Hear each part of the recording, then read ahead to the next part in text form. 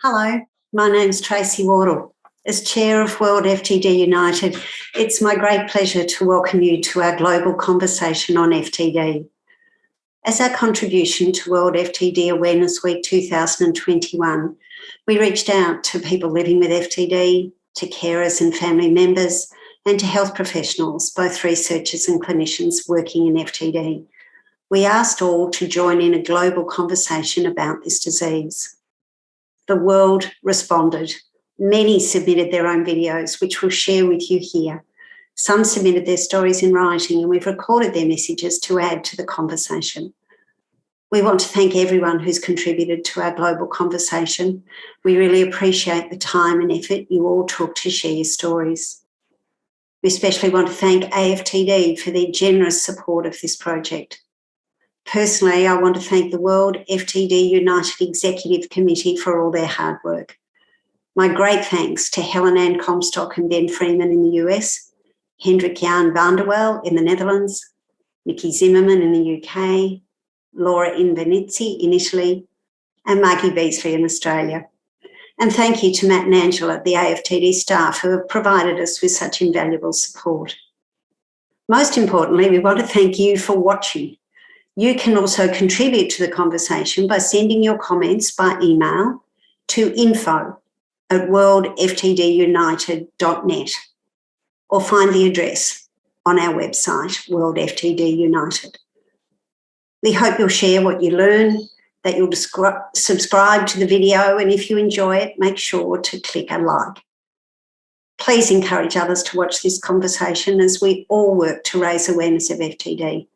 A crucial step in ending this disease. My name is Katie Brandt. I'm the Director of Caregiver Support Services and Public Relations for the Massachusetts General Hospital Frontal Temporal Disorders Unit. I'm also the co-chair of the National Alzheimer's Project Act Advisory Council on Alzheimer's Research, Care, and Services. I became connected with the FTD community when my husband Mike was diagnosed with behavioral variant FTD at the age of 29. Mike passed away on April 19th, 2012, at the age of 33, just over 3 years after his diagnosis, 21 days after our son Noah turned 4, and only months before we might have celebrated a decade of marriage. FTD stole Mike's ability to speak, walk, and swallow, but he never lost his voice. As Mike's wife, I was his biggest advocate. And since his passing, I have continued to speak up and raise my voice in memory of Mike and in honor of other families traveling the FTD, atypical, and young onset dementia journey. World FTD Awareness Week is so critically important because FTD does not know borders. Despite our cultural differences, families around the world are united in the hope that the cure of tomorrow is not so far from the care of today. Through my professional, personal, volunteer, and advocacy roles, I've become more convinced than ever that the way to a cure is together.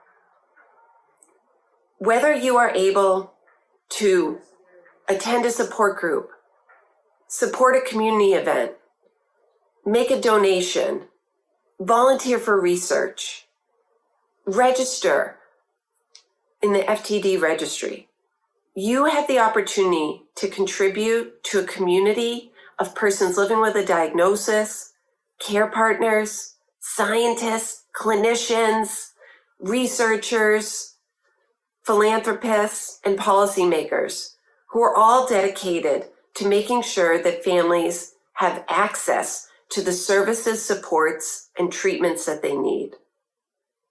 I know that we can all work together and one day find that FTD is a long forgotten memory. My name is Halima Amjad. I'm a geriatrician living near Baltimore, Maryland. FTD has had a profound, lasting effect on my life, personally and professionally. My dad, a practicing dentist, was diagnosed with frontotemporal dementia primary progressive aphasia, the language subtype, when I was graduating from medical school. He had noticed that he had trouble finding words, but we thought he was just getting older. But as it got worse, we knew it was something more. Because of him, I chose to focus in my medical career on taking care of patients and families living with dementia, and in doing research that focuses on improving diagnosis and supports for patients and families within our healthcare systems. I've learned more from my dad than I've learned from any textbook or any patient I've taken care of.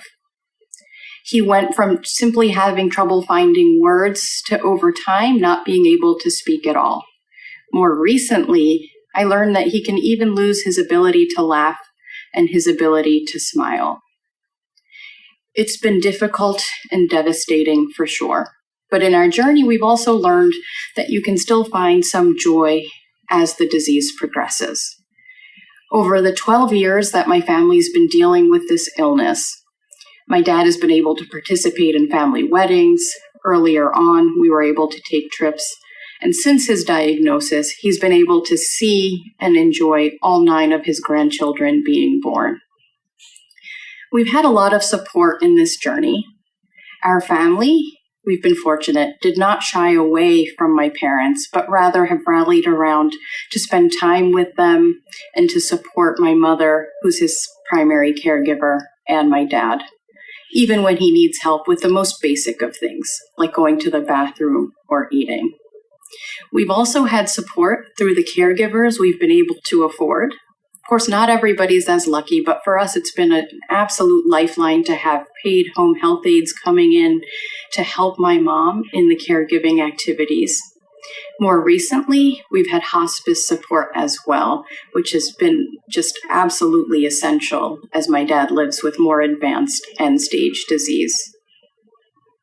We've also had a lot of support from the wider frontotemporal dementia community, a community I never knew existed until my dad was diagnosed. We've made connections and friends online and in person at conferences and support groups. Connecting with other people and other families dealing with this illness has just been so helpful in what's otherwise a very isolating and difficult journey. The frontotemporal dementia community is also what gives me hope. Their dedication to advocacy, awareness, and increasing research so that we can find a cure. I've also had increasing hope with increasing research dollars and funding for research into dementia, as more funding for research is essential for us to be able to find a cure, not just for frontotemporal dementia, but for all the different types of dementias that are out there. The last thing that gives me hope are my patients as well as my own family. As I mentioned before, we've been able to find some joy despite the devastating illness.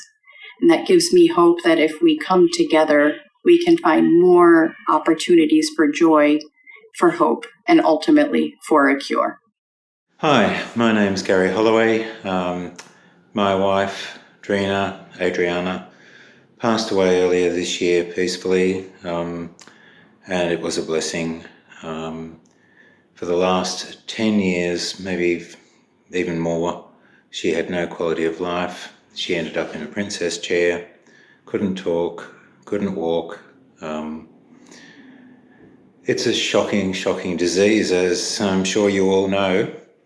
However, during the course of her illness, we in Australia managed to pull together an organisation called the Australian Frontotemporal Lobe Dementia Association, and we established lots of carer groups. And we've now passed that over to Alzheimer's Australia, which changed their name to Dementia Australia, and they have taken on that responsibility.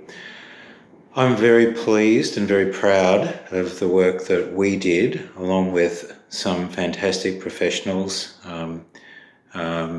who got together with us carers and started that association. We established carer groups all around Australia because we worked out that there wasn't much point in getting a bunch of people with FTD together. That was not going to be fun for the people who were looking after them. It's a shocking disease. Maybe one day in our lifetime, mine's not going to be that much longer, maybe one day they will find a cure. I really hope so.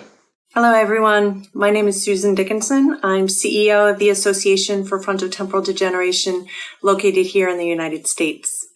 I had the honor of working with this community for the past 14 years. And I think for me, the most fundamental impact this disease has on someone is the isolation that it drives for everyone, be they the person themselves developing the symptoms, the people around them taking care of them, who love them, or the next generation of people who are worried about their own risk in the family. And therefore, I think the most important management strategy we can have is creating a community of people who understand. I think anybody who's walked into a support group for the first time or come to our AFTD annual education conference will relate to the fact that there's a moment very early on in that room where there's almost a collective sigh of relief as everyone realizes I am with a group of people who understand what my daily life is like now, what the challenges are, and I can share those challenges without being judged, and we'll find, a community that can suggest strategies that can help. What makes me hopeful about the future? I'm incredibly hopeful that new technologies that are coming out of engineering and science that are enabling us to see inside the brain better than we ever could before are really letting the scientists understand what's going on in this disease for the first time at a much more basic level. We have an increasing number of biotech and pharmaceutical companies calling us and entering this field every year. I think anyone can see the number of clinical trials that are being run are picking up, and the number of companies with promising drug candidates who, again, are talking to us about the potential for starting another clinical trial increases every year.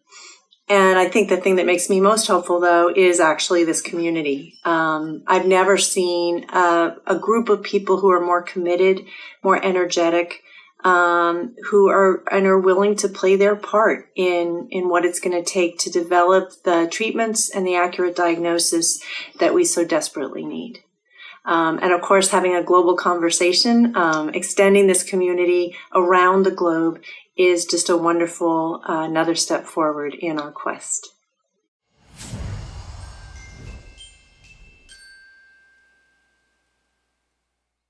My name is Ann Farguson, and I live in Sacramento, California. I was diagnosed with FTD in 2003. How it has affected my life is through change in identity, loss of income, loss of family and friends. But the best support I got was from my husband and the FTD community. My thoughts for the future is breakthrough in medicine that leads to a cure. My name is Steve Perlis. I've been married 51 years. I live here with my wife, Eddie. I need a caregiver based on my behavioral variant frontotemporal dementia. I had the good sense to do two things right. To marry my wife and to buy a long-term care insurance policy, which activated in 2012. I have behavior issues, and I'm struggling with how to tell my grandkids about my condition. I was an elder law attorney. I did work for the same population that I now have become a member of, and I just said how it's affected. It affects me emotionally. My hope for the future is to take the experience that I've had and the example I set, and provide hope, and leadership for others who face the same situation that I face. My name is Teresa Webb, and I live in Phoenix, Arizona, with my wife, 3 dogs, and 1 parrot. In 2010, my life as I knew it was changed forever.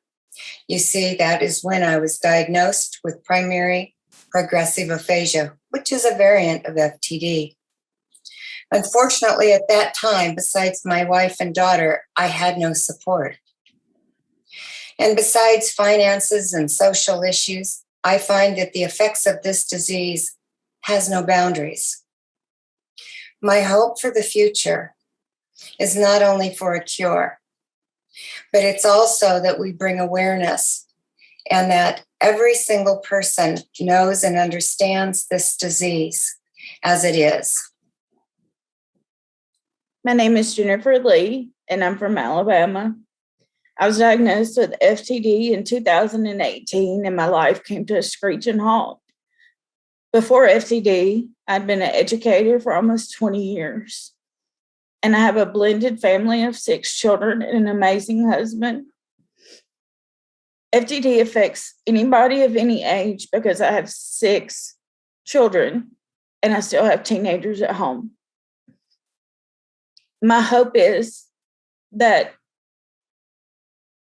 through the AFTD and through our work, that we can raise awareness and find a cure so that nobody has to go through the struggles that we face. And I hold hope that the future will bring us a cure. Hola, soy Rosa. Vivo en España. Mi marido está diagnosticado de degeneración frontotemporal, demencia frontotemporal. Sus primeros síntomas aparecieron a sus 45 años, coincidiendo con el nacimiento de nuestro hijo, mostrando un deterioro de las emociones con apatía, indiferencia, falta de sensibilidad, de humanidad, rechazando incluso un abrazo. Ese deterioro de las emociones se hizo más evidente ante la pérdida de la persona más importante para él, su madre. Obviamente aparecieron otros muchos síntomas propios de estas patologías neurológicas. En España, la degeneración frontotemporal, la demencia frontotemporal no se diagnostica. Los enfermos engrosan estadísticas de Alzheimer y de psiquiatría, tal y como se pretendía con mi marido. Hemos mendigado a todos los responsables en materia de sanidad, el Ministerio de Sanidad de España, la importante consolidación de la neurología cognitiva y de conducta, dotada de neurólogo experto y neuropsicología, para acceder a un diagnóstico precoz, no solo para prevenir las consecuencias personales, sociosanitarias y jurídicas. Hacemos frente a las familias ante una patología que debuta en pleno desarrollo laboral, profesional, familiar, sino que además promocionaría el registro real de la demencia frontotemporal en España y su investigación. So as a speech pathologist, my focus is very much on the person and how they're experiencing and coping with the disease for which there isn't yet a cure, particularly those with communication problems who are struggling with communication through speech and language.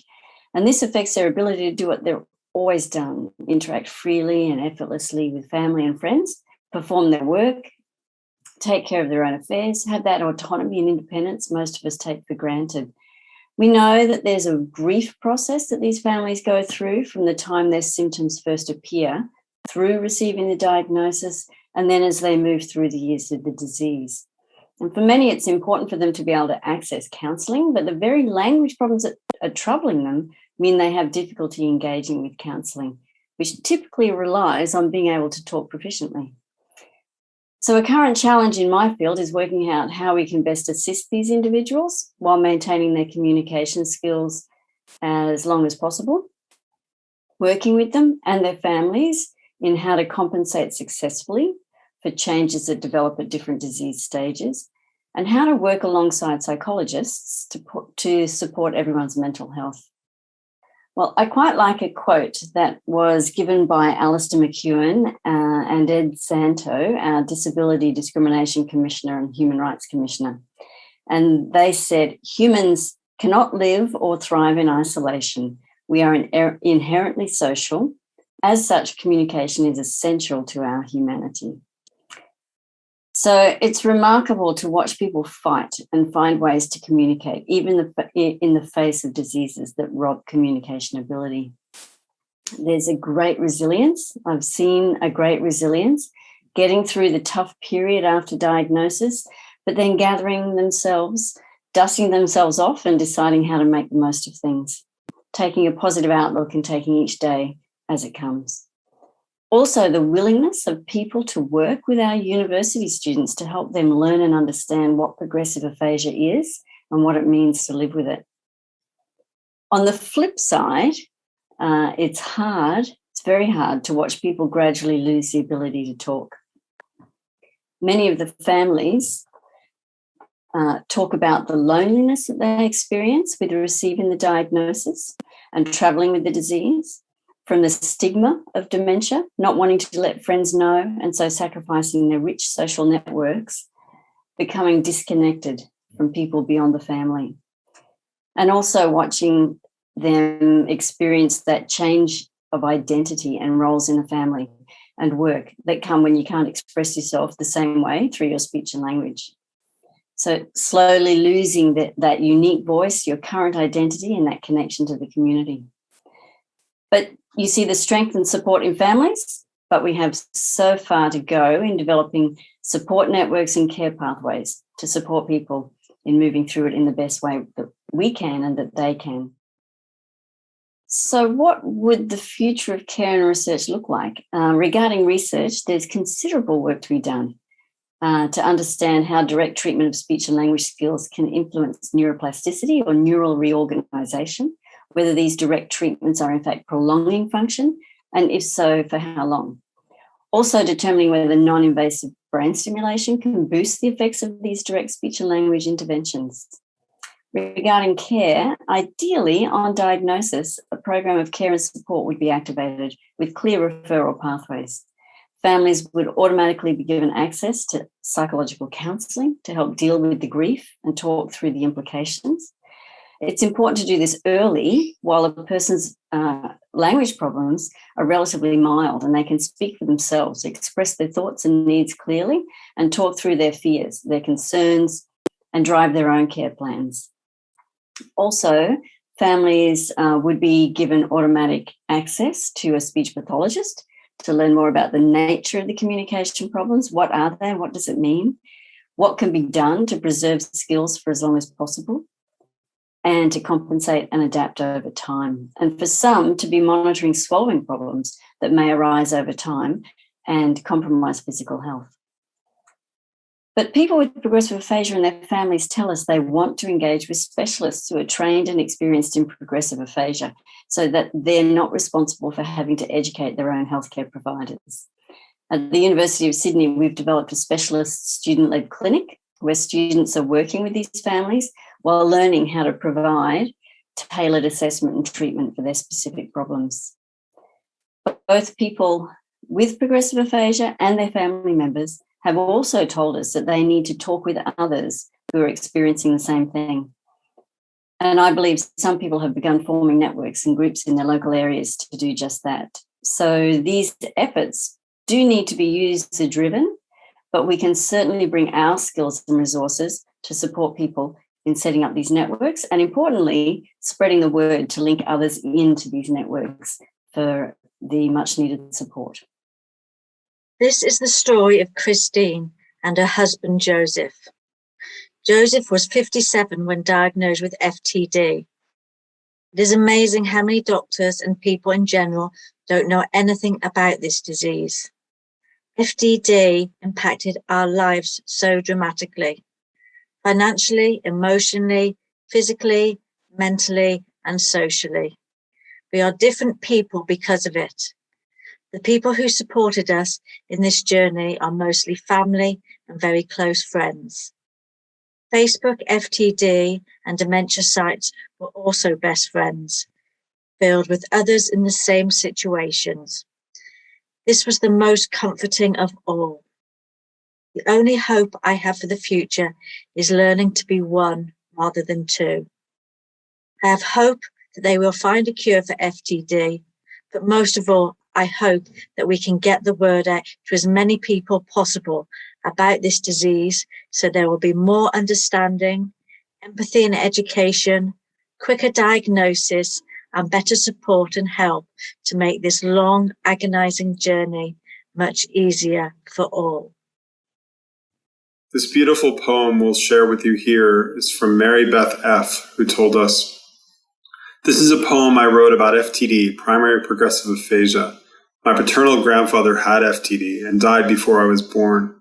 I was diagnosed with aphasia and I am being monitored for early onset FTD." The poem is called Words Lost. Words lost. In speech was I, unable to find hat and hood and cover, till lid found I to meet the need of hat and hood and cover. Many times, my dear, I called you near in search of the missing. In mind was I concerned besides filled with fear and wonder. Discover could I the cause of loss and many a word in waiting? On a quest went we, the reason behind these many words escape me. A team saw I, many days went by, till finally came the call. Words lost, said he, must reveal the awful truth of trouble. On a march unending, out they go from the frontal temporal lobe. We grieve this loss, it cannot be stopped, neither can it be slowed. One day will I be unable to find, not you, nor love, nor I. That day, my dear, my eyes shall reveal the truth of our shared love. The end, my dear, without words to say, my mouth shall remain a closed door left behind. This is the story of Gerald Lazarus, MD. I am a semi-retired academic physician who has been uniquely able to obtain medical help, plus the ability to purchase assistance to support my wife with reasonably advanced behavioral variant of FTD. I have been stunned by the amount of care she required. I wrote a very short article about being a physician caregiver and how it had affected our lives. The article, published in 2020, appeared in the journal The Annals of Internal Medicine. I have obtained permission to share this paper for non-profit or advocacy organizations to facilitate their missions. The article speaks of the consequences of FTD upon patients and caretakers alike. Yes, even prominent physicians are baffled by dementia and FTD. That's why I'm an AFTD ambassador. Good morning, or good afternoon, or good evening, wherever you are in the world, and welcome. It's fantastic to be here at the global conversation of FTD. My name is Nikki Zimmerman, and I come to you today from London, England, and I'm the direct support lead for Rare Dementia Support. I'm going to hand you over to my colleague, Jill. Thank you, Nikki. My name is Jill Walton. I'm a nurse by background or profession. Have a long-standing history with the support groups, specifically the frontotemporal dementia support groups, which we'll talk about in a moment or two. And currently I work as a project consultant on the Rare Dementia Support Impact Study, which is looking overall at the efficacy and sort of ongoing evaluation of the support groups here in the UK. At Rare Dementia Support. And I want to hand over to Tracey. Thanks, Jill. I'm Tracey Wardill. I'm in Melbourne, Australia. I'm chair of World FTD United and a neuropsychologist who co-facilitates carer support groups in Melbourne, Australia. Margie? Hi, I'm Margaret Beasley. My background's clinical psychology, and I'm speaking with you from Hobart, Tasmania, Australia, where I facilitate one of the FTD carer support groups. So I'd like to hand back to Nikki and Jill, who are going to tell us a bit about FTD carer support groups in the UK. Thank you. Well, we really want to concentrate on this part of where it all began and the real need for having support for FTD carers due to the complex needs, which had very little understanding. So Jill, you were there from the very beginning. Do you want to share how it all happened? Yeah, certainly. Thank you. Thank you, Nikki. So for us, it was way back in the early 1990s, really, where we were seeing increasing numbers of people coming through the specialist clinics at the National Hospital for Neurology being diagnosed with what was then termed PICS disease. And like you say, Nikki, a growing awareness within those conversations that we were having, not only with the people being diagnosed, but with their carers, family and friends, of the very specific needs that were posed as a result of these FTD diagnoses. We were aware that there was a lack of specific, disease-specific support at that time. And actually, it was Dr. Martin Rosa, as he was then, Professor Rosa now, who inspired Penelope Rock and myself in one of our sort of post-clinic meetings to set up a group. If there was a need, then set one up. And so indeed, that is what we did with the support of the team there at the time. We issued an invitation to the carers that were on our radar, and our first support group meeting, PICS disease support group meeting, happened around about 1994 at the National Hospital for Neurology and Neurosurgery. And there was a clear and overwhelming need that was sort of expressed as a result of that invitation. We moved to quarterly meetings. We begged, borrowed and stealed to get rooms and sort of managed to find cups of tea and biscuits en route. We had a quarterly newsletter which we created and circulated. Various social activities began. The membership grew, and we had various flyers, information booklets and carers story publications, which really gained traction over that time. The PICS disease support group was really fortunate to forge links with Helen Ann Constock at the time, who was working in America with the AFTD for similar purpose. We sort of got into the system of having an annual seminar once a year in London. We began to develop regional groups, and an online presence also began to grow during the 1990s. And then very quickly, to come up to date, around about 2011, the PICS disease support group name changed to the Frontotemporal Dementia Support Group.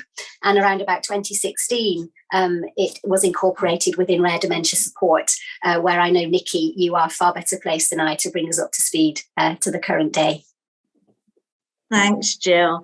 Well, I joined sort of not long after that, and now, nearly 30 years later, RDS has got 3,000 members, and we've got 12,000 or more FTD members, and we've also got members for the PPA group and the familiar FTD, which all fit in there. So altogether, we're probably looking at 2,000 members. We have our support group meetings quarterly, which through COVID times we've had to change, going from in-person meetings to Zoom meetings, and it's made us look at how we do that hybrid support going forward. We've also got 10 regional groups as well now, so it's ever increasing the support that we're putting out there. So how's things in Australia? How did it all start down there, Tracey? Thanks, Nikki. Well, our history of support groups starts in 2009. We were way behind you guys.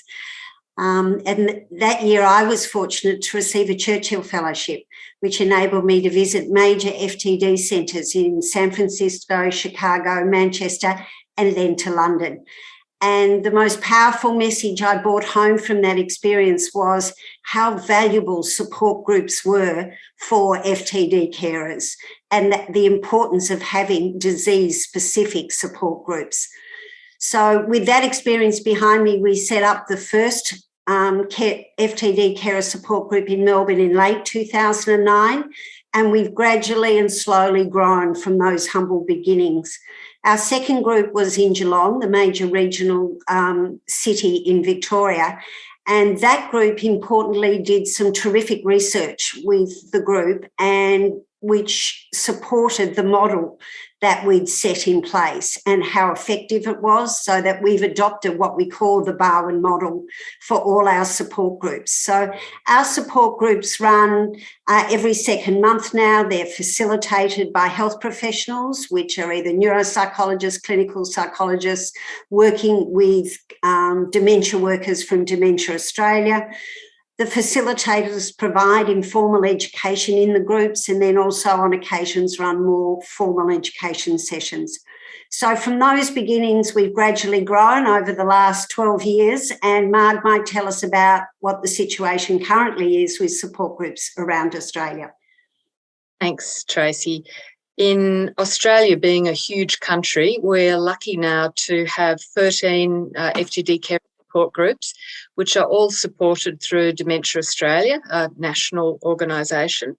And we have an FTD carer support group for every state or territory in Australia, which is a great achievement. A bit like you, Nikki, because of COVID, we also have been running either online groups or in states that aren't locked down. There are some in Australia where face-to-face meetings are not possible, but where they are, we've ended up doing hybrid meetings with face-to-face and Zoom. And that's actually been a bonus because people who can't travel easily have been able to join us. And we have 2 online national groups. So if you live in some small rural area in Australia, you still, provided you have internet access, you still have the ability to be part of an FTD carer support group. And carers often tell us a lot about the benefits of groups. Nikki and Jill, would you like to tell us a bit about what the UK carer experience is of groups? Thank you. We've been doing the online groups. We've been incorporating members' experience, carers' experience within those groups. And it's always the most positive comments that we get for this, of how people resonate, how they feel supported, how they don't feel isolated anymore, and, you know, the support that they get from that.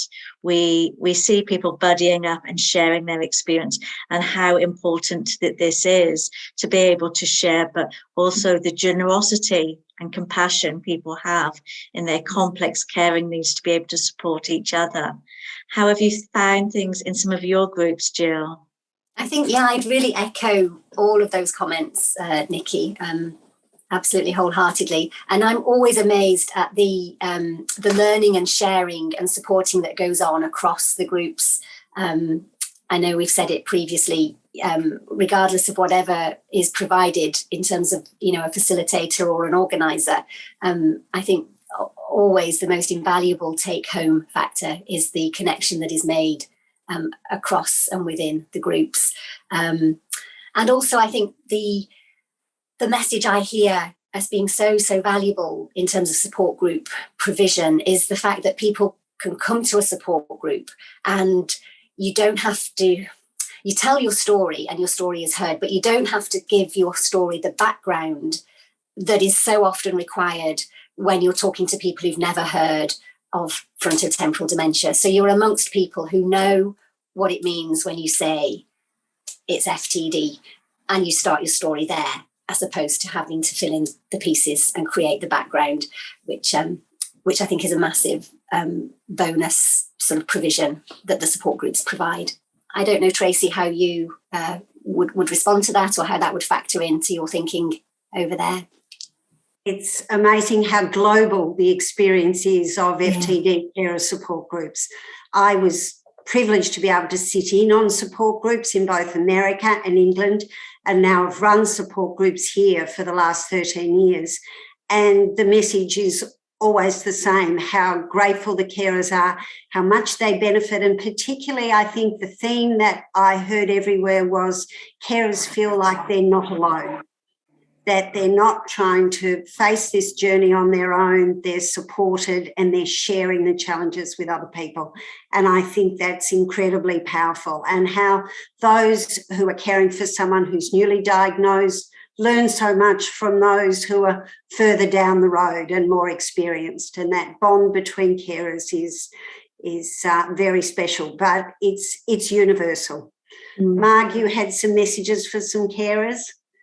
Yeah, thanks, Trace. I wanted to read out a couple of comments from some of the carers in the Tassie group.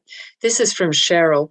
I just want to reiterate that I couldn't have coped without the frontotemporal dementia support group and the wonderful friendship and support it has provided in very difficult times.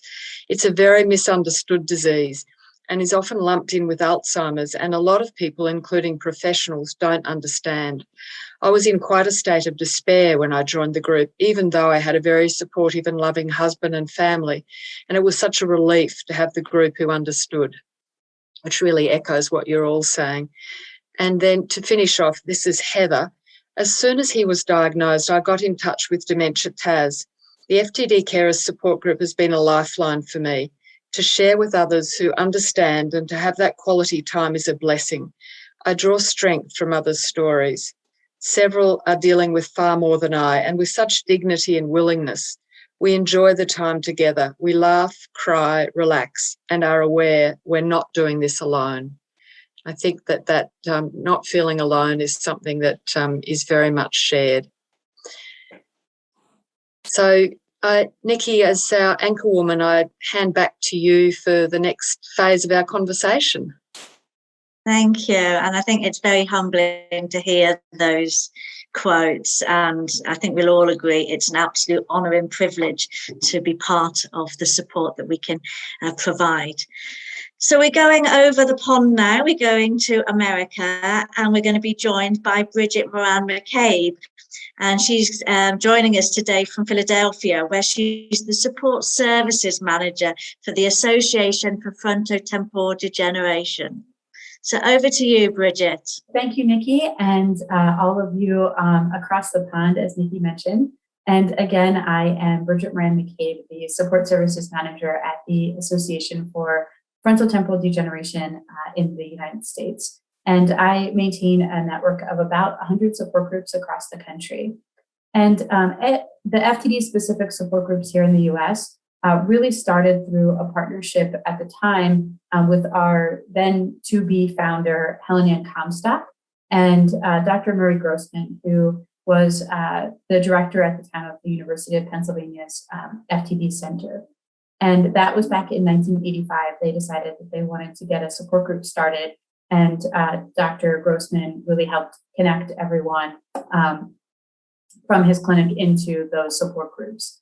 And a couple of years later, the support group members themselves then decided that they wanted to kind of keep things moving forward and establish the first ever Pick's disease conference that they coordinated themselves. And from there, it really kind of spawned the direction and that catalyst to start our organization. So from that initial conference in 1999, set off a series of events that really started to formulate the organization, the Association for Frontotemporal Degeneration, in 2002. And so I came on board many years later in 2015, and I was really tasked with creating a model to help train and offer resources for any volunteers that wanted to facilitate an FTD-specific support group.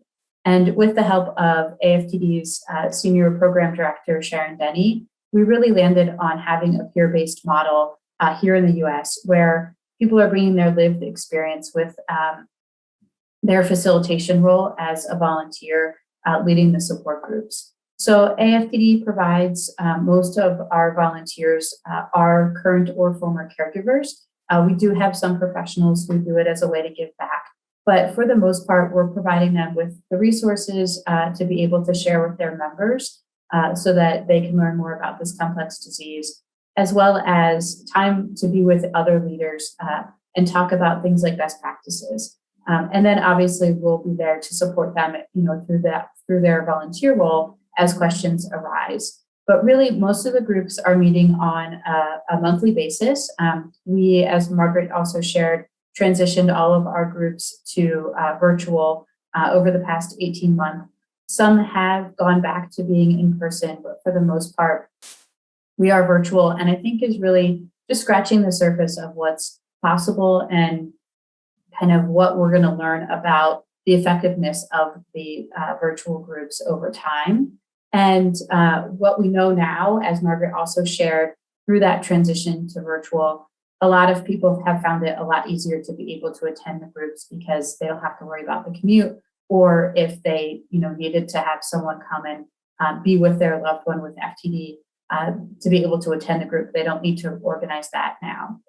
We also recognize that there are, for some people, kind of created even more isolation and loneliness when either because they didn't have access to technology or because of their caregiving role, they couldn't find a separated space, especially over COVID, to be able to be in the group and be present to that, without having other distractions in that caregiving role. So from that perspective, we really continue to look for ways to support those who, are on this journey and maybe just can't access the virtual groups, and how do we reach them? But all in all, since AFTD's kind of official start of our network of support began 6 years ago, when I got started, we have started close to 75 brand new FTD specific support groups, and we have welcomed about 65 existing groups into our network. And so we also have several kind of national level, as kind of like what Margaret was describing in Australia as well, for anyone that doesn't have a local group. Or we also do some national groups for people who have a specific need within our community. So some examples of that are when there's a caregiver who also is the primary caregiver and has young children at home.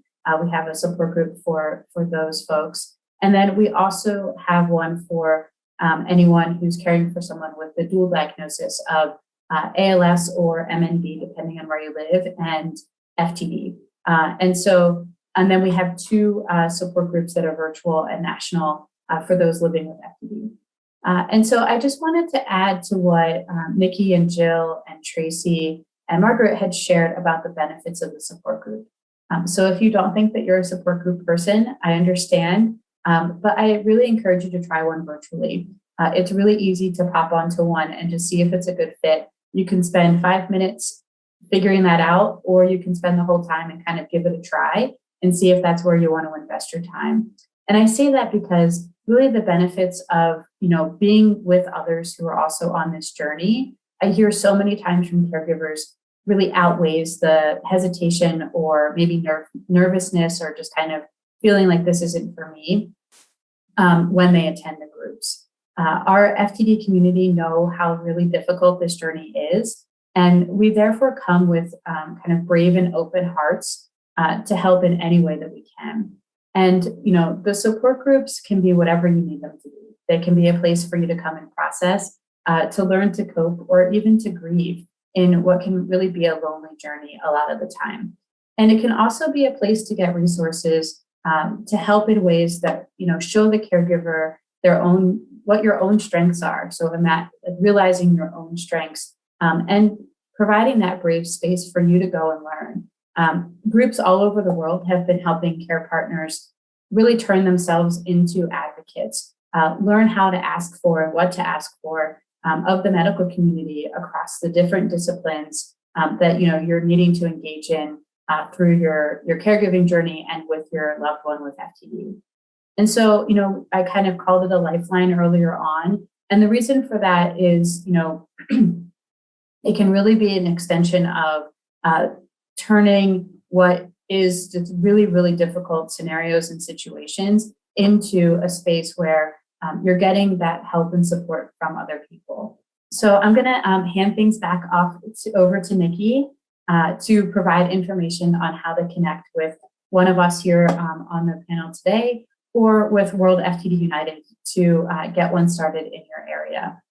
So thank you for such a great conversation, for including me across the pond. And I look forward to meeting some of you who are watching either through our support groups or because you're interested in getting one started. So thank you so much. So thank you so much for listening to us today. And it's been an absolute pleasure being here all together, showing our international collaboration. If you would like more information on the support groups, we have got all the details here. So please do contact us and get some support. Thank you. Hi, my name is Julie, and FTD has affected my life because this past year on March 18th, I lost my mother, Susan Price, to frontotemporal dementia. It still affects our family because my mother's FTD was caused by a C9 gene mutation, which now means myself and all my siblings are also at risk of developing ALS or FTD in our lifetime.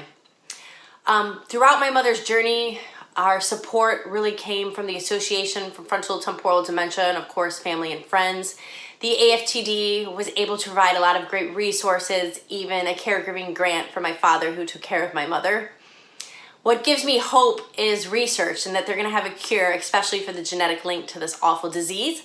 I'm involved in the All FTD study here in Boston, and after speaking with all the researchers, I have such high hopes that through all the awareness and research funding in a couple years that we are going to have a genetic cure.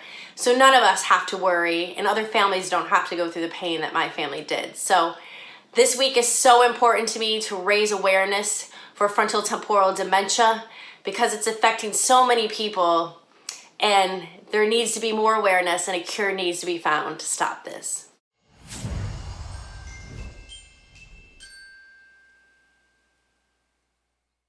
Hello, my name is Camille Painter and I'm a speech and language pathologist and I work at neuropsychiatry at Royal Melbourne Hospital in Melbourne, Australia. And I work as a speech language pathologist because I have a really strong interest in communication and I got involved working with people living with frontotemporal dementia to support them and their families and carers. I thought it might be helpful today to talk about some communication strategies. Communication strategies are best when individualised and they may need to change over time. But generally, a good school of thought is to ensure that hearing and vision is corrected as much as possible. That goes for all of us. That we have a good sleep routine, that we maintain good health, and that we allow extra time for communication. Removing background noise and distractions is also a really important thing.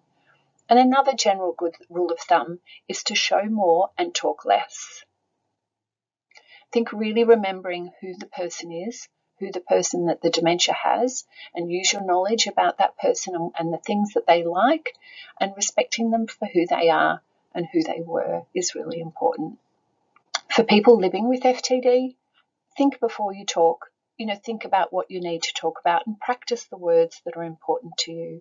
If you're having trouble finding a particular word, try and think of a similar word, or perhaps describe the word, picture the object, or draw it. And really allow yourself extra time to think of a word. Using filler phrases can be really useful, like, oh, what's that word that I'm trying to think of? Using gesture, writing, and drawing can be helpful.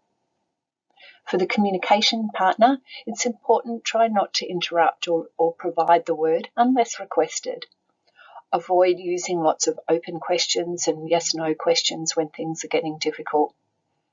Rephrase if the message isn't clear. Don't pretend that you understand if you're not sure. Just summarise what you have understood and then try and start again. And try really hard not to take it personally. Thanks very much. Hi, my name is Martha Madison. I live in Los Angeles, California, and my mother had FTD. FTD has had an enormous impact on my life and on my family's life and obviously on my mother's life. She suffered from FTD for almost 2 decades. It was about 9 years from the time she showed really noticeable symptoms until getting her FTD diagnosis. And then it was another 9 years before she did pass away from FTD this past May. I cannot imagine going through all of the ups and downs and hurdles and, the scary stuff, the weird stuff, the I don't know what to do stuff without the AFTD and all of their related groups. I was very lucky to find the AFTD Facebook group, which has a terrific community of people who are at all different points of the journey. Some people with FTD, many caregivers, a lot of families. It's a great place to share information and also just to find some support for the rough stuff. I am extremely hopeful for the future for people who are affected by any type of dementia and certainly by FTD, mainly because I think that the awareness of this disease is growing exponentially. Just in the time that I've been working with the AFTD, I have seen and met so many people who have heard about this or are learning about this for the first time, or, oh, I have a family member, or I know somebody who has that, I'm not the first person that they're learning about this from, and that gives me so much hope. I feel like there's a lot of hope for treatment, certainly a lot of knowledge growing within the medical community so that people are getting an earlier diagnosis. When you know what you're dealing with, then you can be more prepared. You have that armor to go in and fight the fight. I really want to thank everyone involved with the AFTD for all of the hard work you've been doing and are doing. It's getting us closer to a world where we can have earlier diagnosis, more effective treatment, and eventually a cure for FTD. Thank you so much. Hi, my name is Cindy Odell, and I live in Charlotte, North Carolina, in the United States of America. In 2011, I was diagnosed with FTD. I was the third generation in my family to have been diagnosed. FTD symptoms stole a lot from me: my job, my friends, most of my family, even all of my artistic abilities. But it also brought me new sources of support. It brought me the Association for Frontotemporal Degeneration, the AFTD, and it brought me online support groups for FTD patients. These people are now my friends. So FTD took my friends, but it gave me new ones. I hope and pray for continued research for treating the symptoms of FTD and that this leads to a cure for the disease. About 8 years ago, my spouse, whom I have always had a dream relationship with, changed. The compassionate, caring mother of my children became cold and dispassionate. I did not understand, but I stood fast by her side. I watched as her actions in nature changed, and I was helpless to affect any change in the right direction. It turns out she has a familial form of BVFTD, confirmed through genetic testing. Her siblings all have a 50-50 chance of the same thing. That is not good nor fun news to deliver, I can assure you. It is challenging enough to deliver to her siblings, but it pales in comparison to having those conversations with our sons and my parents.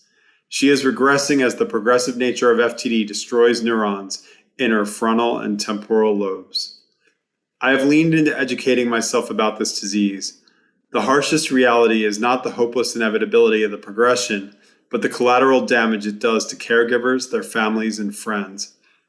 The outpouring of compassion, wisdom, and experience that you will receive here will be your best hope to save you and mitigate the collateral damage in your life. Embrace these people because we are all here together and each of us is lifted up by the other.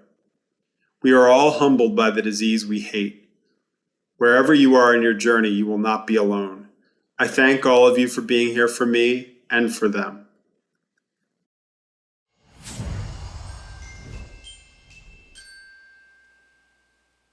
Can you tell us your name and where you live and where you work?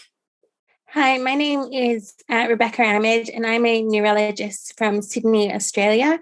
I work at the Brain and Mind Centre at the University of Sydney and Royal Prince Alfred Hospital, where I run the Memory and Cognition Clinic. Okay, and how many years have you been working in the area of FTD? For about 10 years. Yeah. 10 years, okay. And what made you get involved in FTD initially? How did you find yourself working in that area? So I finished my neurology training in Sydney, and then I was lucky enough to get a fellowship to the National Hospital for Neurology and Neurosurgery in London. And there I stayed on another year to do a fellowship at the Dementia Research Centre, where they have a very large cohort of patients that they follow with frontotemporal dementia. And I spent 2.5 years in London, but then I wanted to come back home to Sydney. And luckily, John Hodges had moved from Cambridge to Sydney and had a big group in Sydney and a large cohort of FTD patients. So I came back to Sydney to do my PhD looking at metabolic changes in patients with FTD. Mm-hmm. And what did you find in that through that research?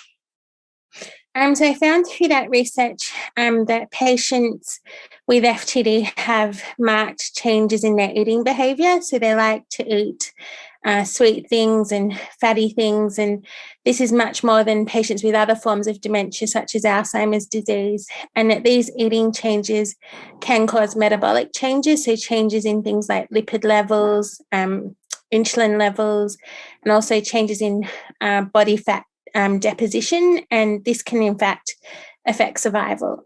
Mm-hmm. Very interesting stuff. So Rebekah, being in the field for about 10 years, a very long time, from your experience, what have you found to be some of the main challenges in terms of in terms of being a clinician, but also in the research field as well? I think there are probably two different questions. On the research side, I guess the main challenge is FTD is such a diverse disease, so no one patient is the same as the other. And that is also reflected in the underlying pathology. So on a research basis, we're still not great at being able to characterize patients and then match them to their underlying pathology.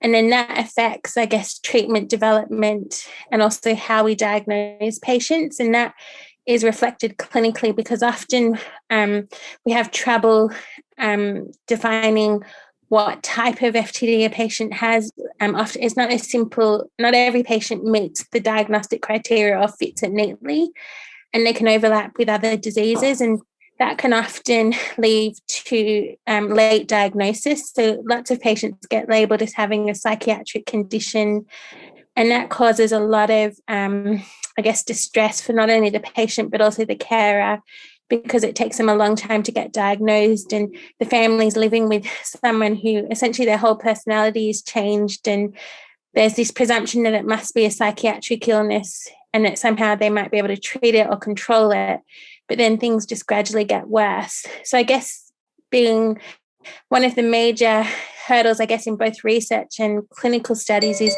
how do we diagnose patients early? How do we understand their underlying pathology?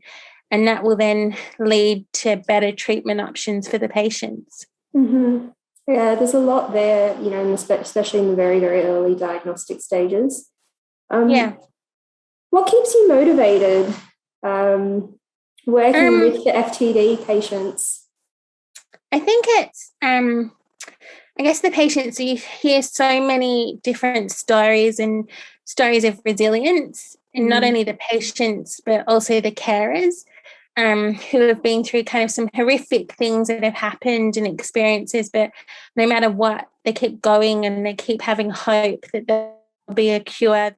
So from your 10 years of practice, Rebekah, do you have any particularly memorable stories that, have stuck with you that you could share with us? Oh, there's so many. I mean, I guess, as I said before, every day I'm struck by the resilience of patients with FTD. And even though, for example, patients with behavioural variant FTD have personality changes, they're still the person they were is still there. Like as an example, a couple of weeks ago, I have a patient who has behavioural variant FTD, and he's only in his 50s, and he's still got quite young children, and he still sees his role to try and provide for his family. So he's desperate to have a job. So he rang my clinic and left a message that would I help him with his CV to apply for a job. And so they still want to lead a full life and be part of their family and everyday life. That must be very inspiring for you as well to see that Yeah.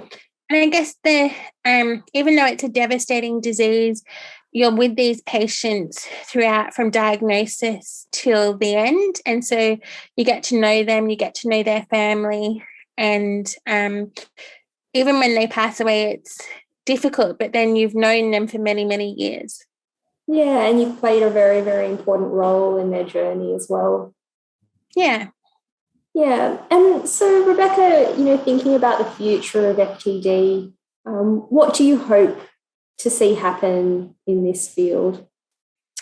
I mean, my hope is that we get better at early diagnosis and that there is a treatment that we can offer patients, not only to slow the progression of the disease, but hopefully stop it and cure it.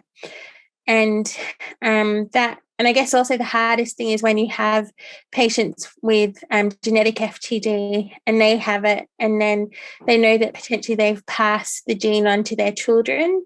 And so being able to say to their children, well, don't worry, there's a treatment now, you won't get it. That would be a great thing to be able to do. That would be a fabulous, fabulous future for those people. Wonderful. Thank you, Rebekah. Thank you. Hi, my name is Danielle Barrett Mercutio, and I'm married to John Mercutio, sitting right here, who was diagnosed with frontotemporal dementia. We live in Ottawa, Ontario, Canada, and overall the impact of FTD on our family has been significant. John was diagnosed in September of 2015, so it's been 6 years. He ended up going on sick leave, stress leave off work, and then having to retire about a year and a half later. And I also retired early. My plan was to set up a consulting business, and didn't happen. So I ended up retiring sooner than I'd planned, and I've been taking care of John and trying to make a life for ourselves since then. Slowly watching the disease sort of take its toll has been horrible and dehumanizing almost, losing functionality, ability to walk and talk, having things like seizure has taken a toll, and trips to the emergency, especially during COVID, has been a lovely challenge.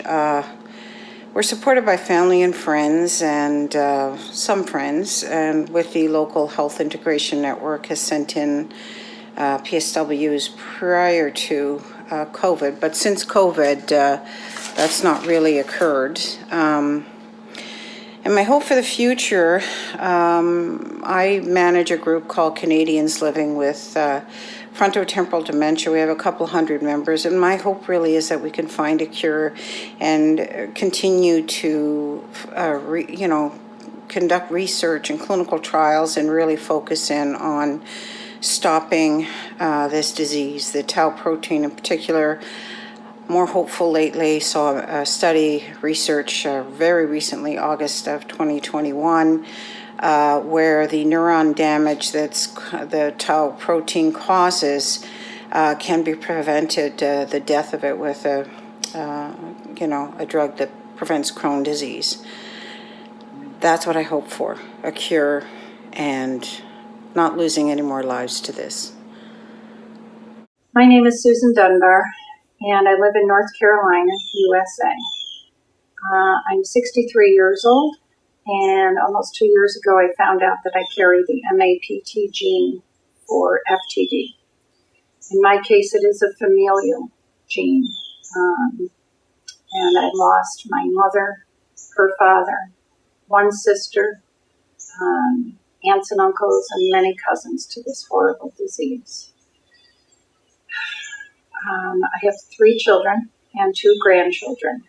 When I found out that I had this gene, I felt broken, defective, and guilty.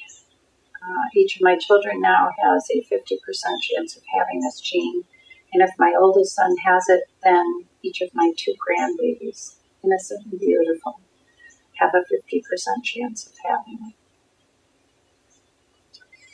I retired from my career as a certified nurse midwife when I found out that I had this gene, both to prevent me from making potentially life-threatening mistakes, delivering babies and taking care of women, and also so that I could make more of the time that I did have before I become symptomatic. My husband and I moved to North Carolina from New York State and to be near my family. And I'm very happy, joyous to report that all of my children are here and my 2 grandchildren now, all within a 30-minute radius. They're all very supportive, my husband, my children, as I kind of navigate my way through figuring out my new future. We're traveling more to the extent that COVID allows, and I've sort of come to terms with my new future and trying to make the most of my now. I am extremely hopeful with research that's being done and hoping that that expands, and if not finding a prevention, then at least treatments to slow the progression and treat symptoms. Thank you for listening to my story. This is a letter from Terry Thornberry Lewis, who lives in North Carolina. She writes, I grew up in Rhode Island, surrounded by Thornberry relatives. My entire family on my father's side has been impacted by FTD.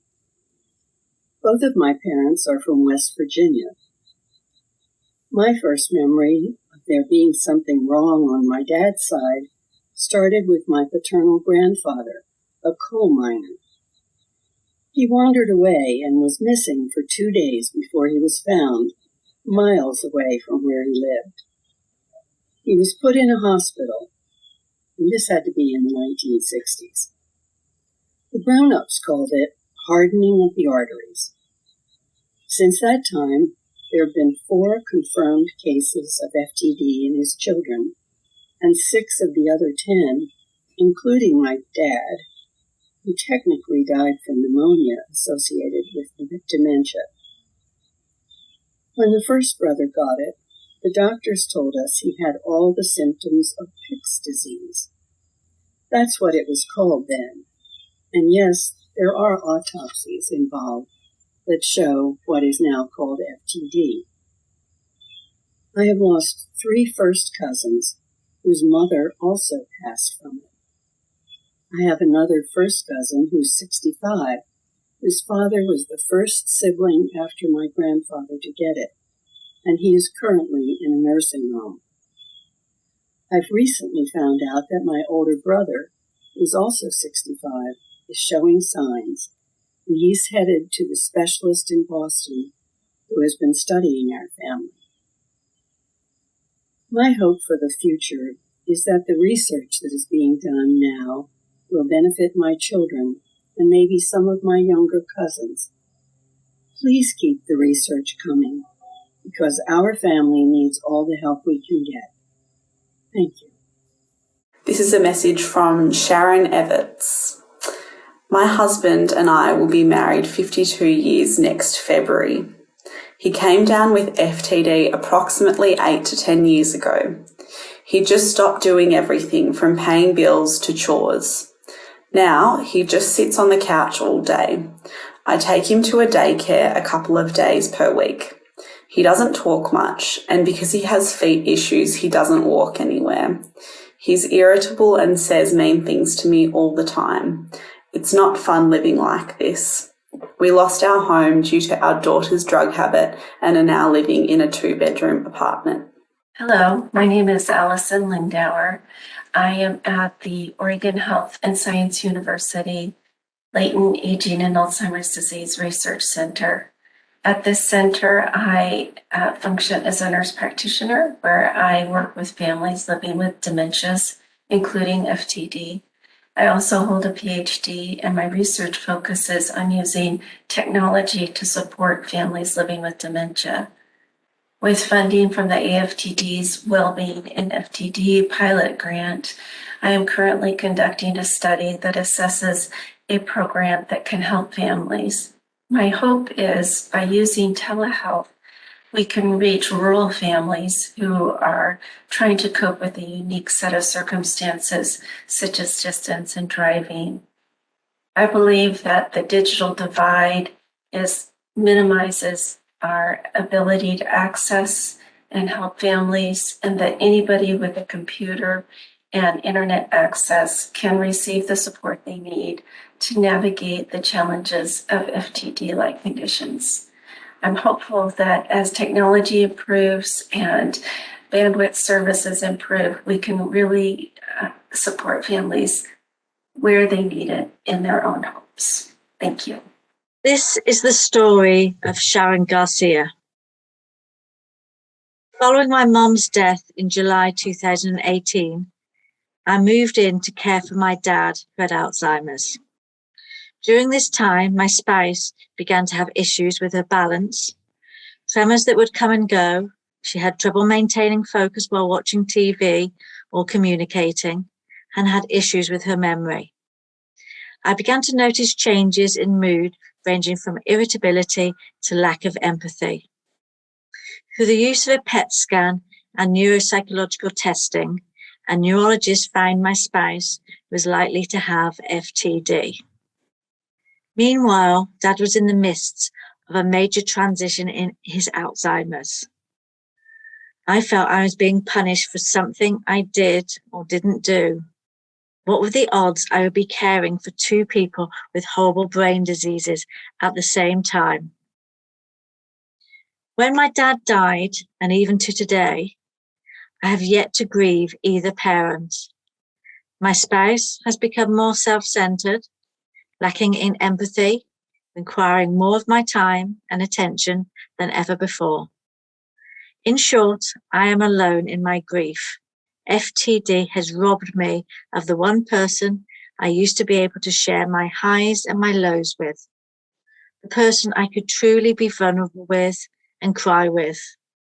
That person is slipping away a little at a time. And so I hold on for my grief for my mum and my dad. I guess I'm not meant to grieve their loss just yet. I'm on a new journey of caregiving, but I will get through. And here's to my new journey.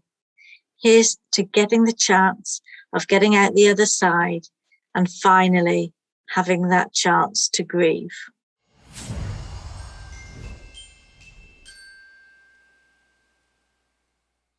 Hello. Would you like to tell us who you are and where you live and work? Sure. My name is Candy. I'm a clinical neuropsychologist and researcher based in Sydney. At the moment, I work at Frontier, the specialist frontotemporal dementia research clinic at the Brain and Mind Centre, and that's based at the University of Sydney. So I work with Professor Olivier Piguet, who's the director, and a lot of other research assistants and students as well, doing their master's or PhD or honours degrees. I also work part-time at the Liverpool Hospital Brain Injury Rehabilitation Unit in southwest Sydney. So there I do neuropsychological assessments for inpatients who have had a brain injury of some sort. Mm-hmm. And do you ever see anyone with FTD in that clinic? Not specifically. Sometimes with the more older patients, we might have some query of dementia or risk of dementia or other neurodegenerative diseases following the brain injuries. Okay. And tell us how you got involved in Frontier working in a specialist FTD clinic. Well, I'm actually from Perth, and when I was in Perth, I worked mainly in the clinical sector after graduating from my training. So this was mainly in children and adolescents, and also in the forensic system. But my passion for neuropsychology is more in the older adults and neurodegenerative diseases in particular.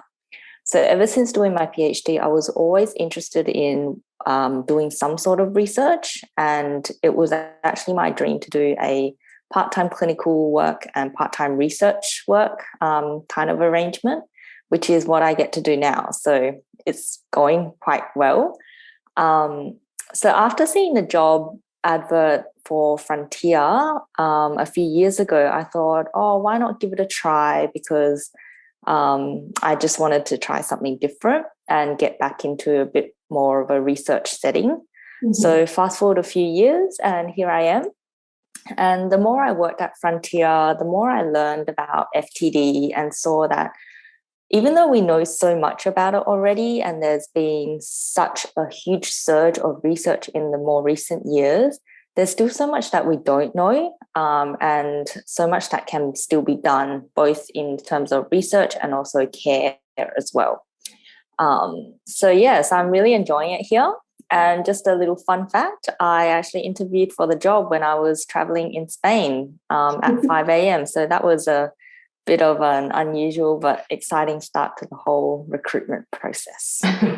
Very motivated to work in FTD. Yes. So with those last points, Candy, that you mentioned about, you know, working in the field for a few years and kind of seeing the gaps and things that you want to, well, some areas in FTD that you feel there's more to learn about. What do you, you know, from your experience, what do you feel are the current issues facing FTD as a whole currently? Well, as a clinician and also a researcher, I do kind of think of it from both sides. And there is a lot. So obviously in the immediate situation, it's COVID-19, which has really impacted on our clinic's ability to see our participants for review. So usually for our participants, we get them in every year and then we just see how they're going, just check in on them and see if there's any changes in support that we need to do, and also to track their cognitive functioning and functional abilities as well. So with the government restrictions and our clinic has actually closed because of COVID-19, it's really impacted on how we can reach our participants in that way. Thankfully, we can still just check in on them through telephone and email, so that's good, but it really does hinder how we can assess how they've actually changed in terms of their cognition. More generally, there are a few main issues that I've noticed and I feel quite particularly strongly about. So clinically, FTD is still considered quite rare, and there are a lot of health practitioners who aren't quite aware of the specific signs and symptoms associated with it. So a lot of people know about dementia, but they don't know about all the different types of dementia.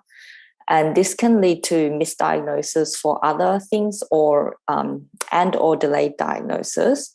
And we know that for some FTD variants, the progression can be quite rapid. So having a delayed or a misdiagnosis can have quite serious effects because you don't have that targeted intervention otherwise.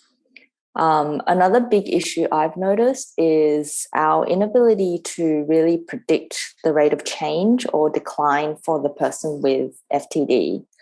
So this came about ever since I started working in Frontier, and I had feedback sessions with our participants and the families, and I've been asked countless times, or how long will he or she have, or when will we need to start planning for residential care or other more support services? Just questions like that. But unfortunately, there's no set information that we can provide. There's an estimated time frame for the different variants, but it's so variable from person to person, so that it's really hard to tell them exactly, oh, for your family member, it's going to be this and we would recommend this. So yeah, obviously there is no cure as well, which is an issue both clinically and research-wise, because there are things that can impact on not only just clinical care, but also research participation. But yeah, there's so much more to be done in FTD, especially in terms of that, but also just non-pharmacological interventions as well. Mm-hmm. It's good because you have a perspective from, the kind of clinical, practical side and also the research. So you can see the gaps in both, I think. Yeah, which is why I always wanted that part-time divide, because I feel, for me personally, I do like how my clinical work can inform of what's relevant in terms of patient care and other interventions as well. Yeah. Do you feel like, working in this field for this amount of time, do you feel like working with an FTD population has impacted you personally in any way or made you reflect on certain things? As a clinician, it has really, it just continues informing of my practice and how I interact with different participants with different types of symptoms, because FTD in particular is so variable in terms of presentation. So it's just, trying out ways of interacting and then engaging them during cognitive testing as well. But overall, it has strengthened my motivation to do more research. So I'm glad that I took the interview in Spain and moved over here. Because as I mentioned, I can see a number of gaps in the current research and services that we can offer these people. And seeing the families support each other is really heartwarming, especially because the news is so hard to stomach that your family member has a neurodegenerative disease. But it is hard to see that there's not a lot that we can do for them. So it's just kind of motivated my interest in wanting to do more. And it's also helped me realize the kind of research interest I have.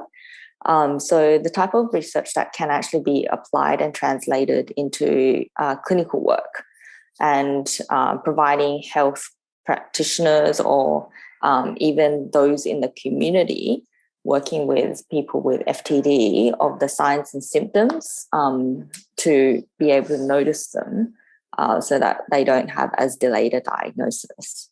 Mm-hmm. So, in that sense, two main projects that I'm quite passionate about are to create a method to predict the progression and rate of change of the disease based on the person's score on a particular test that we use, which is the Adam-Brooks cognitive examination test, and also using that score and questionnaires about their functional ability, to inform of what's considered a reliable change from year to year, but also where we would expect them to be, say, 5 years down the track. The other thing I hope to do is to do some more behaviour support interventions as well, and to really test that out to provide another evidence-based intervention for families with FTD. Wonderful, wonderful. And what do you, I guess leading on to the sort of next thing is, what do you hope in general for the future of FTD research and care? Gosh, where do I start? So following on from what I mentioned about those two main projects I'm interested in, I do want to see more research done in evidence-based interventions that aren't just purely medication. Mm-hmm.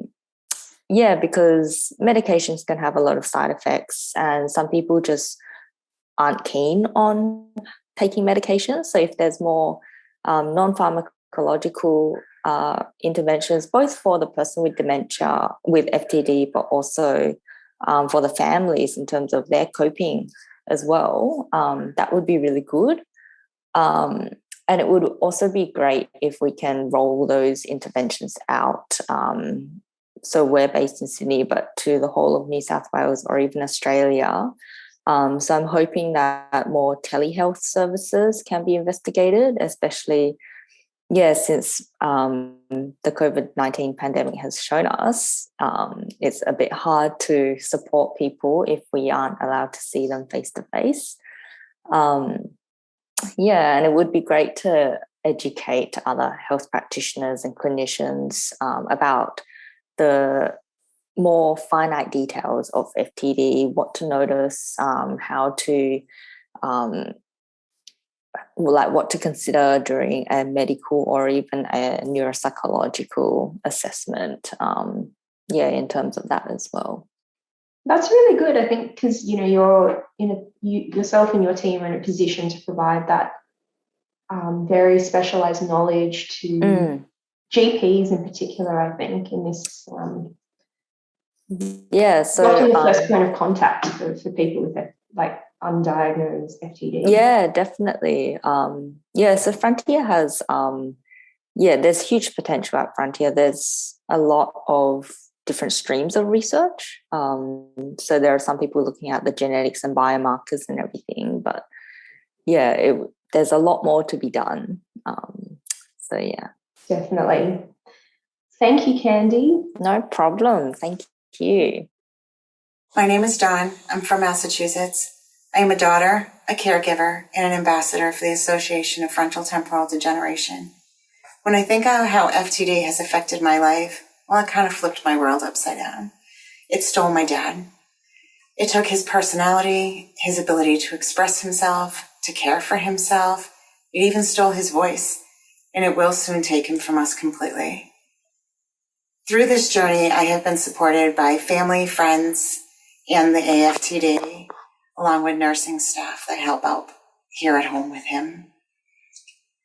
My hopes for the future is that we can increase both awareness and education to be able to get early and accurate diagnoses, to get resources out to the families and the individuals affected, to increase our research so that we can hopefully soon find a treatment and a cure for this horrific disease. Help us to end frontal temporal degeneration. Hello, everybody. My name's Richard C. Pontius, and I'm from Cleveland, Ohio. Okay, so Dad, it is this month they're trying to bring awareness to FTD. So I'm going to ask you a couple questions. Can you tell everybody, how does FTD affect your life? FTD affects my life.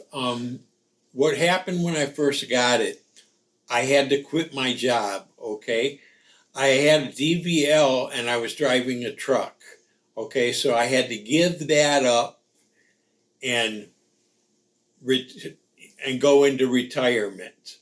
How old are you, Dad? Can you tell us? I am 64. So he was affected. He was diagnosed with FTD right before he turned 60. So he's had it for 4 years. What has supported you in this journey? What helps you get through each day?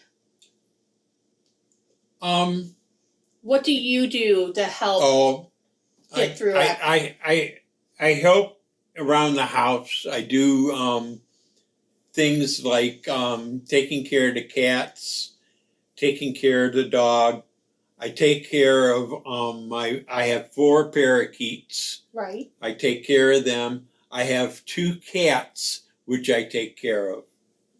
Other than that, to pass my time of day, I kind of binge on Netflix. I don't mean to shut myself out, but that keeps me occupied and out of trouble. Yeah, very good.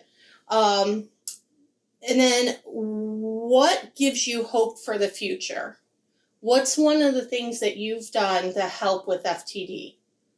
Where do you go every year? I went down to the FTD headquarters. Mm-hmm. I'm not sure where it was, okay? But I visited the main headquarters, which was totally redone. Okay, and I had a very nice reception there, Everybody treated me like I was a king there.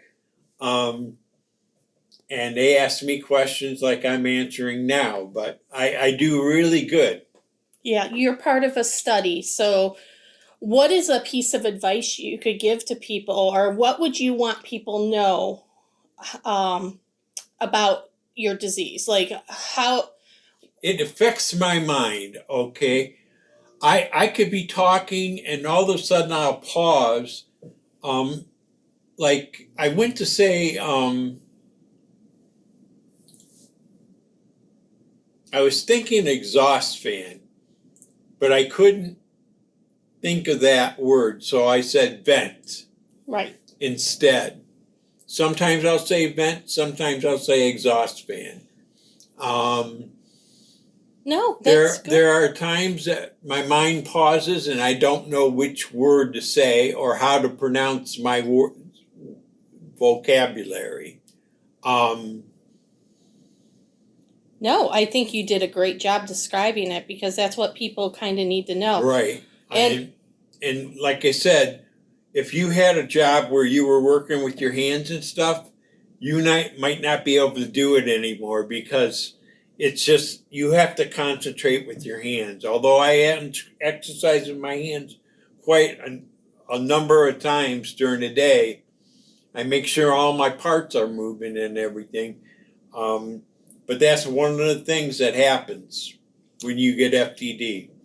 No, very good. And what gives you hope for the future? I hope they find a cure. Okay? Not that I'm hampered in any way. I'm very positive in my attitude and everything. But I hope one day they find a cure. Okay? I don't know.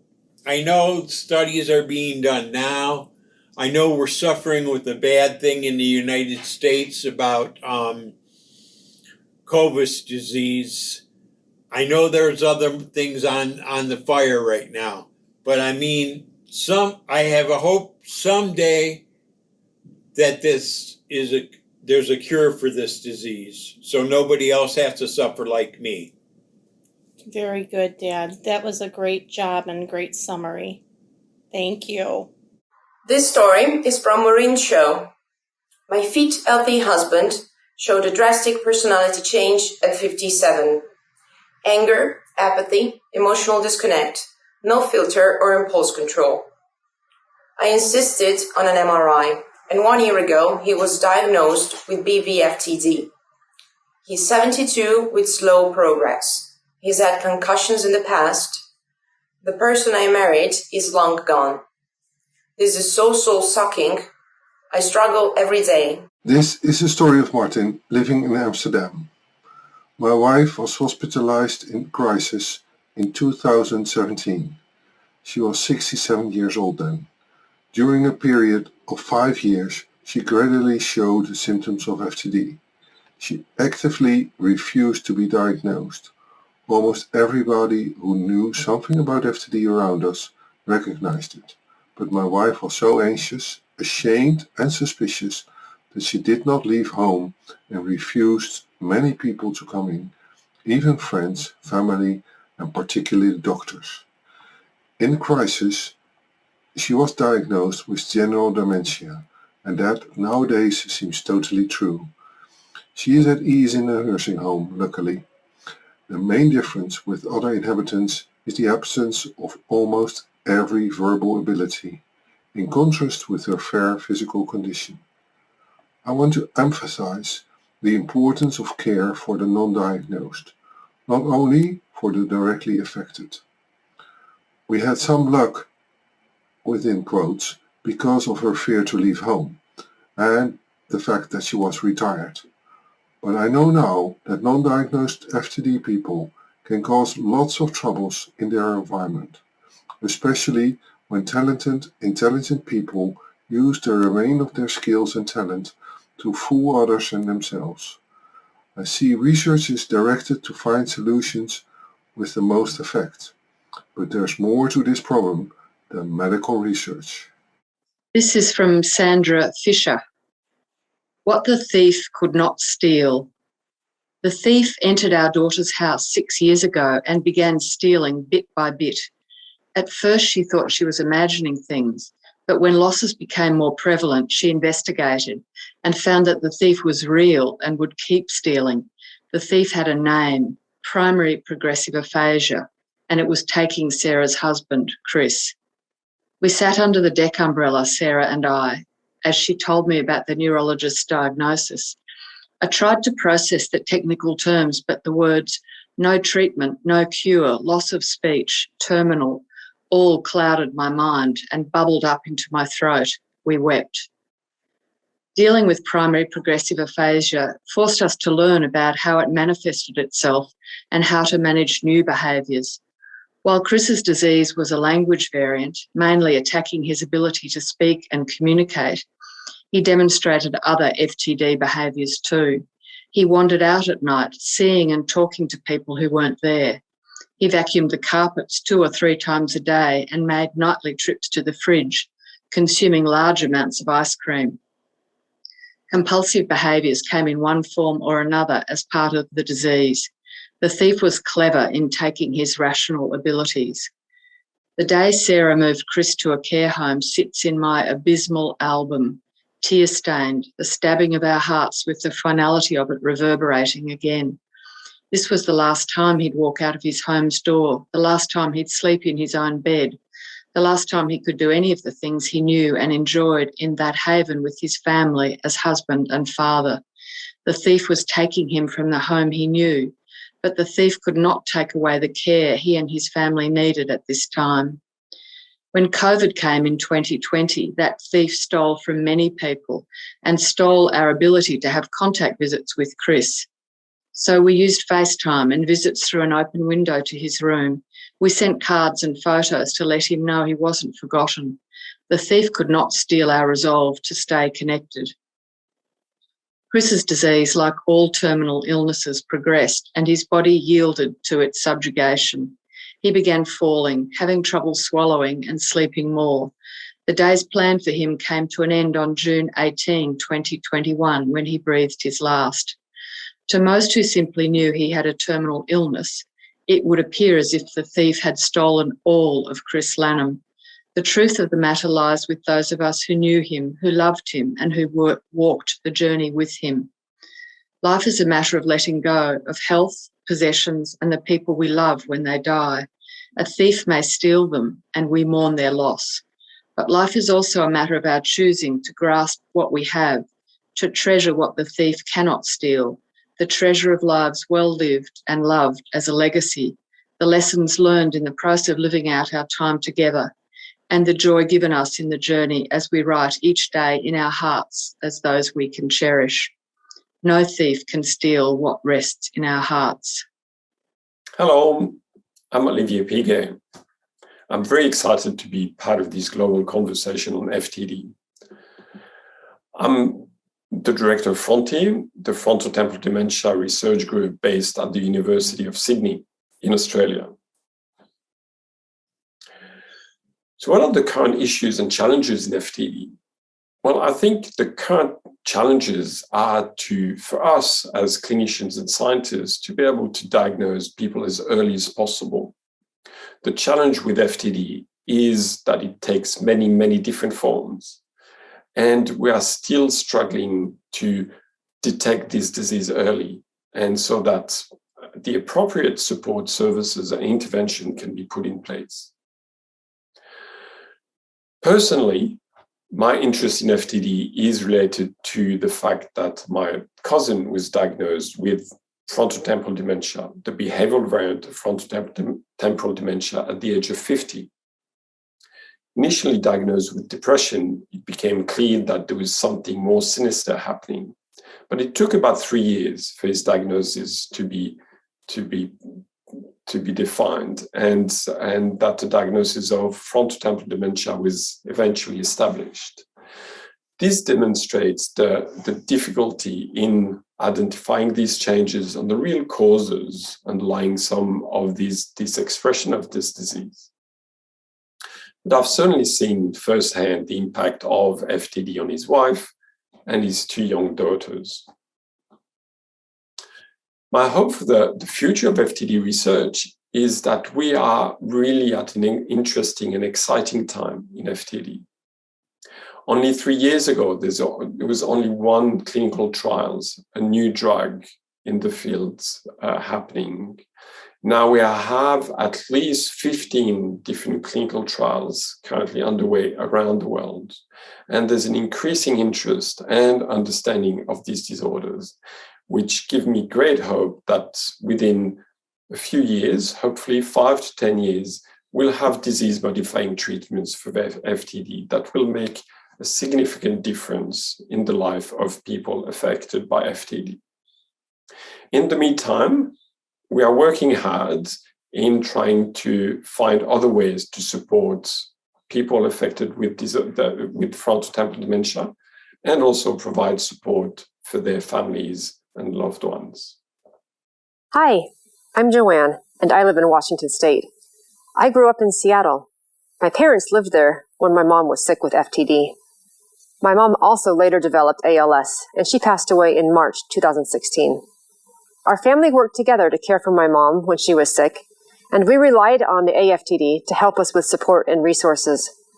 After my mom passed away, my sister and I started volunteering with the AFTD, and I am currently an AFTD ambassador for Washington State and Northern Idaho. I volunteer with the AFTD to help other families like ours, to help educate healthcare professionals about FTD, to offer support to FTD families, and to fight for treatments and a cure for FTD and ALS. I have hope that people are getting faster and more accurate diagnoses, and I hope that researchers are getting closer to finding treatments to stop this disease from affecting families like my own. We were married 42 years before I began noticing changes in my wife. She began to exhibit an edge about her she had never exhibited before. She started to become critical, to look at me with different eyes. I was beginning to feel a bit uncomfortable. This was not my wife I'd known for so long. Her anger never subsided. She would have a day, maybe two, where she would be quote-unquote normal. Then she'd go right back into explosive anger. Over the course of the next year and a half, it was like I was in a boat, out in the middle of the ocean being tossed wave after wave. I searched and searched for what was happening. Then one night I typed explosive anger into a search engine. What came up was the beginning of my understanding. From this search, I eventually learned about the various types of dementias, particularly FTD. In time, I had the opportunity to talk directly with a neuropsychologist and a geriatric psychologist and counselor whose work specialized in elderly dementia patients and their caregivers. All the evidence I presented to them of my wife's personality changes, the anger, the isolating, paranoia, physical violence, the police calls, they sadly said it sounds very much like FTD. In this disease, I learned that reasoning and logic do not work.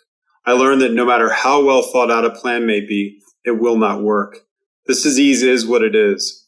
We can only respond to their behavior, never the other way around, and that is contrary to everything in how we think and how we act.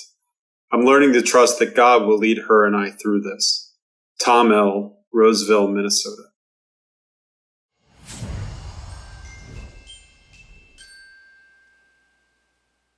All right, so do you want to just start, just tell me your name and who you care for and also where you live at the moment? Hi, my name is Jenny. I live at Keith on a farm with my husband Stephen.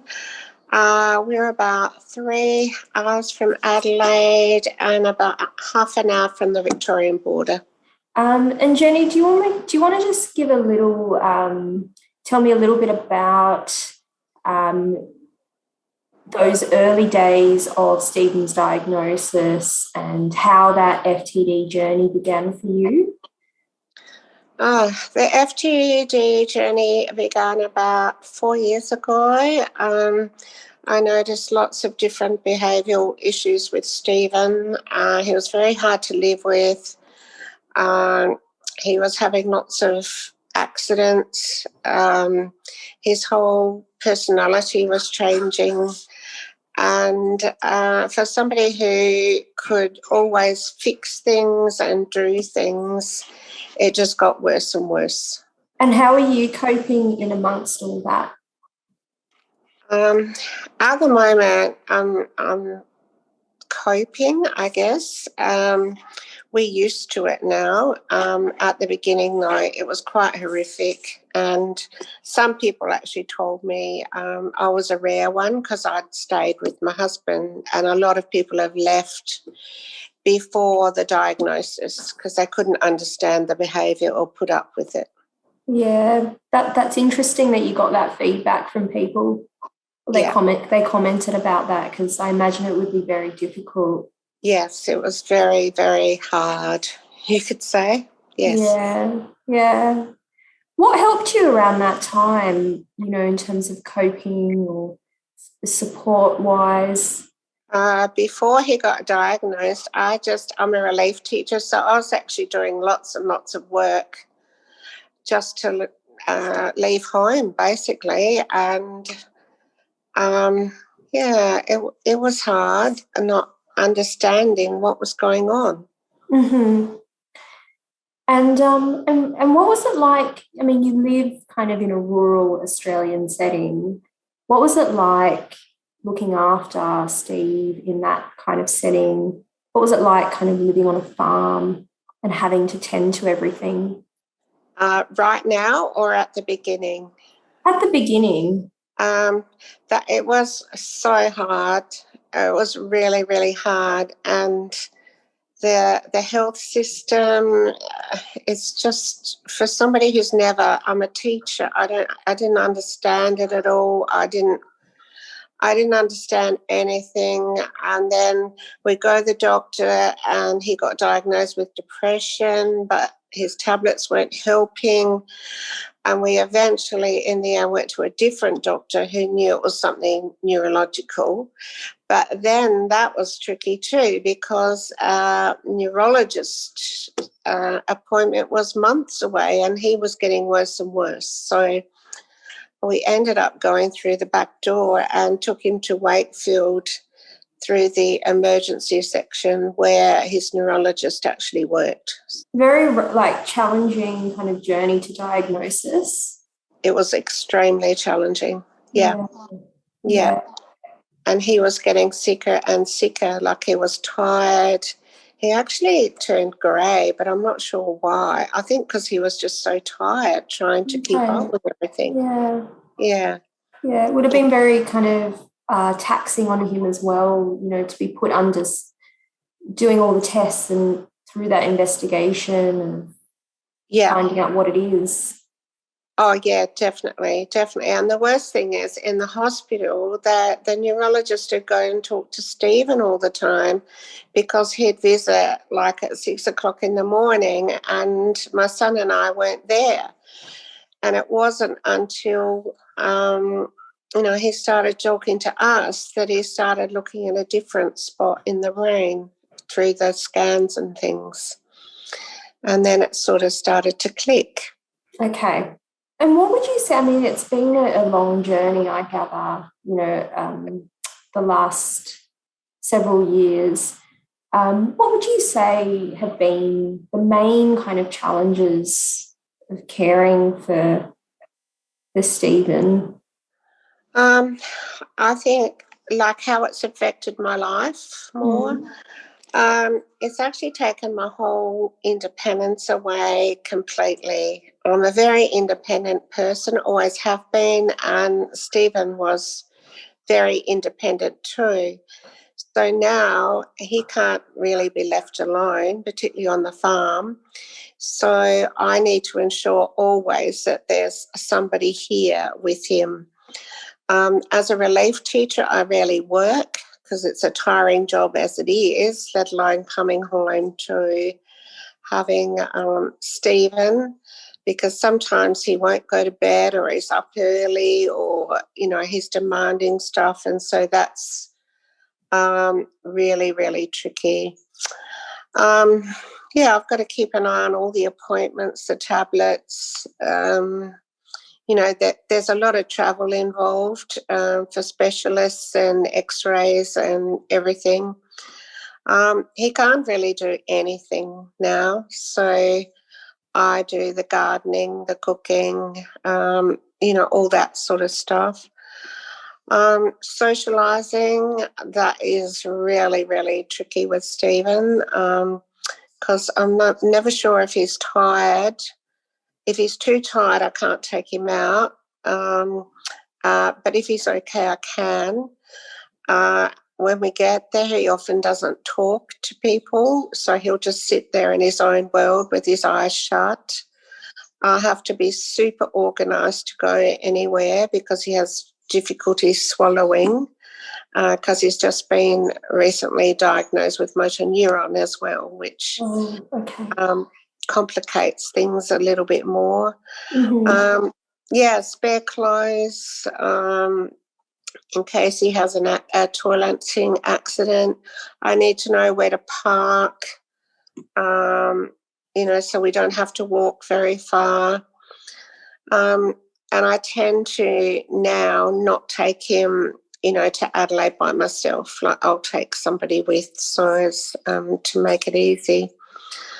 And I've just lost the person I married, and that is really probably the toughest call on the whole thing. Like, he's quite childish in some aspects. He's funny. His whole personal hygiene is gone out the window. We have to remind him to, have a shower. I have to shave him, all those sorts of things. And yet he's a very good-looking guy. People still comment on how good-looking he is. So his behaviour is very unpredictable, so I have to be on my guard. I've had to hide keys. He still wants his licence back.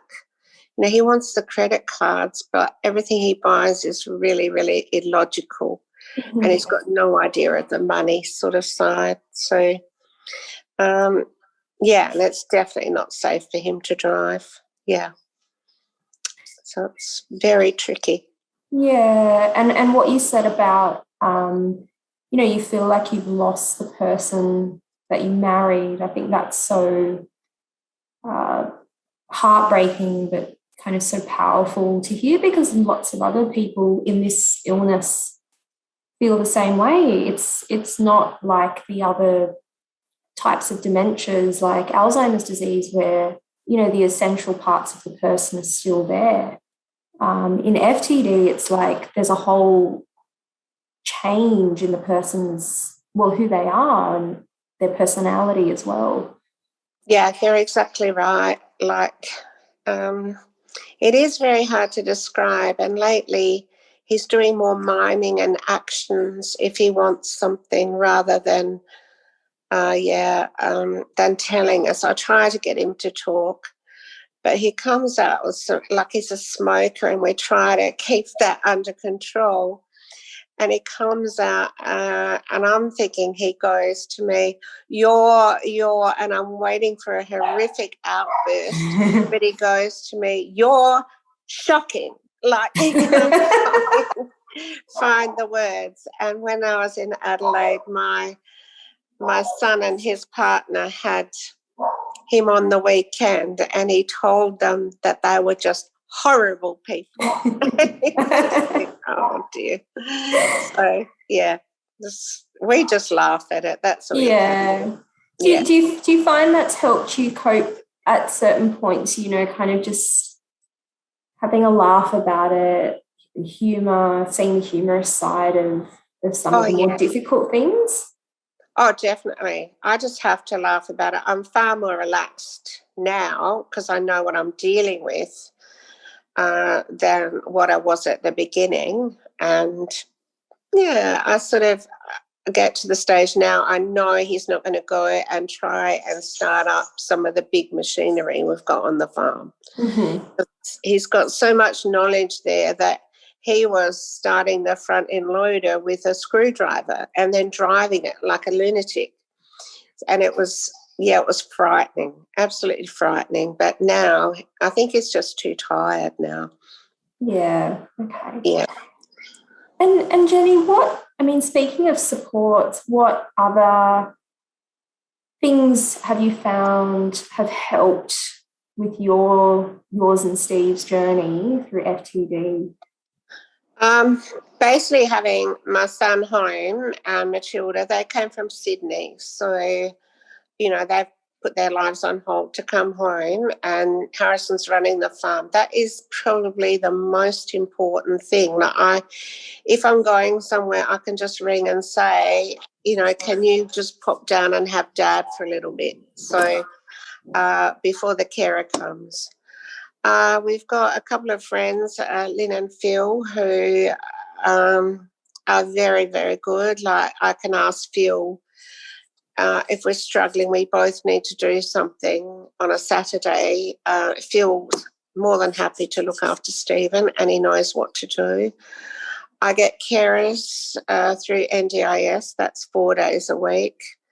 But that in itself is really hard because they're not your friends, and you know, you have strangers in your house, and I really find that tricky. Yeah, I mean, it's really nice. I can go places, I can do things, but it is your home.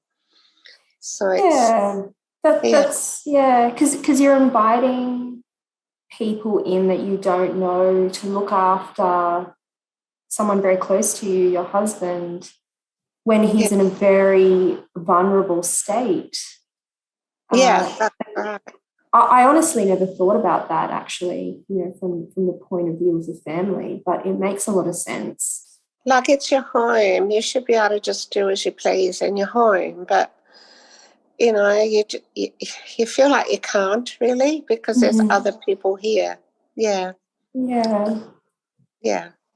So that journey's not been a good one, but yeah, I'm getting used to it, but I doubt I could ever say I will be used to it. Yeah, even though they'll do jobs if he's sleeping or stuff, it's tricky. Yes. And Jenny, what would you say to other carers that are looking after somebody with FTD? I'm not sure if I've got the wisdom or advice because I think I understand what he's going to do next, but then he's unpredictable.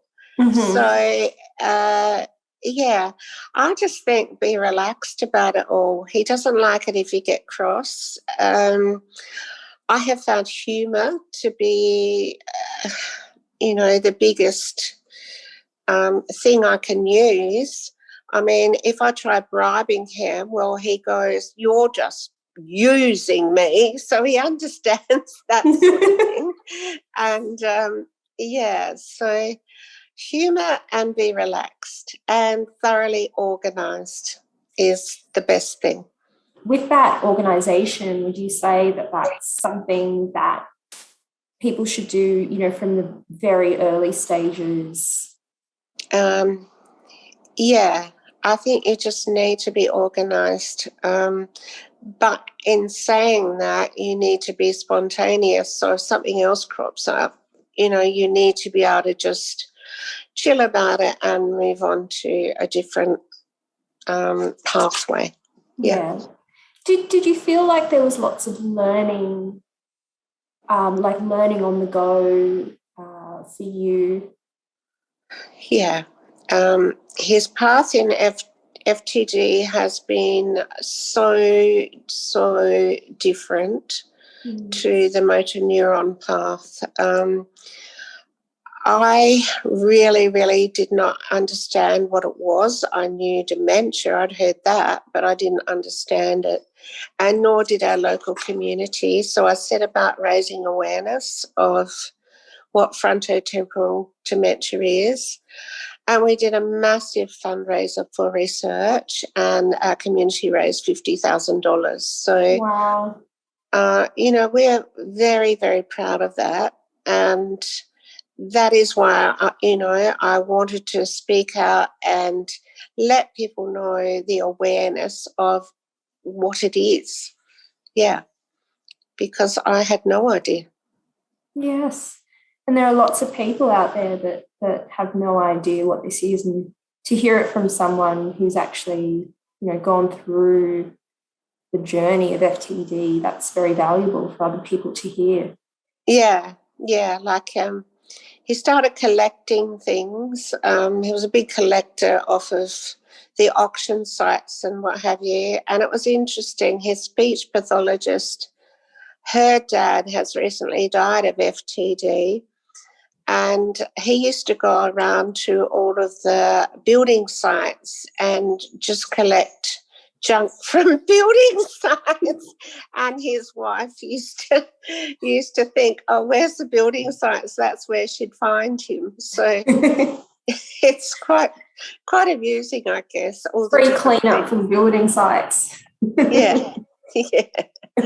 So we just had it online, so I had to change all the passwords and what have you.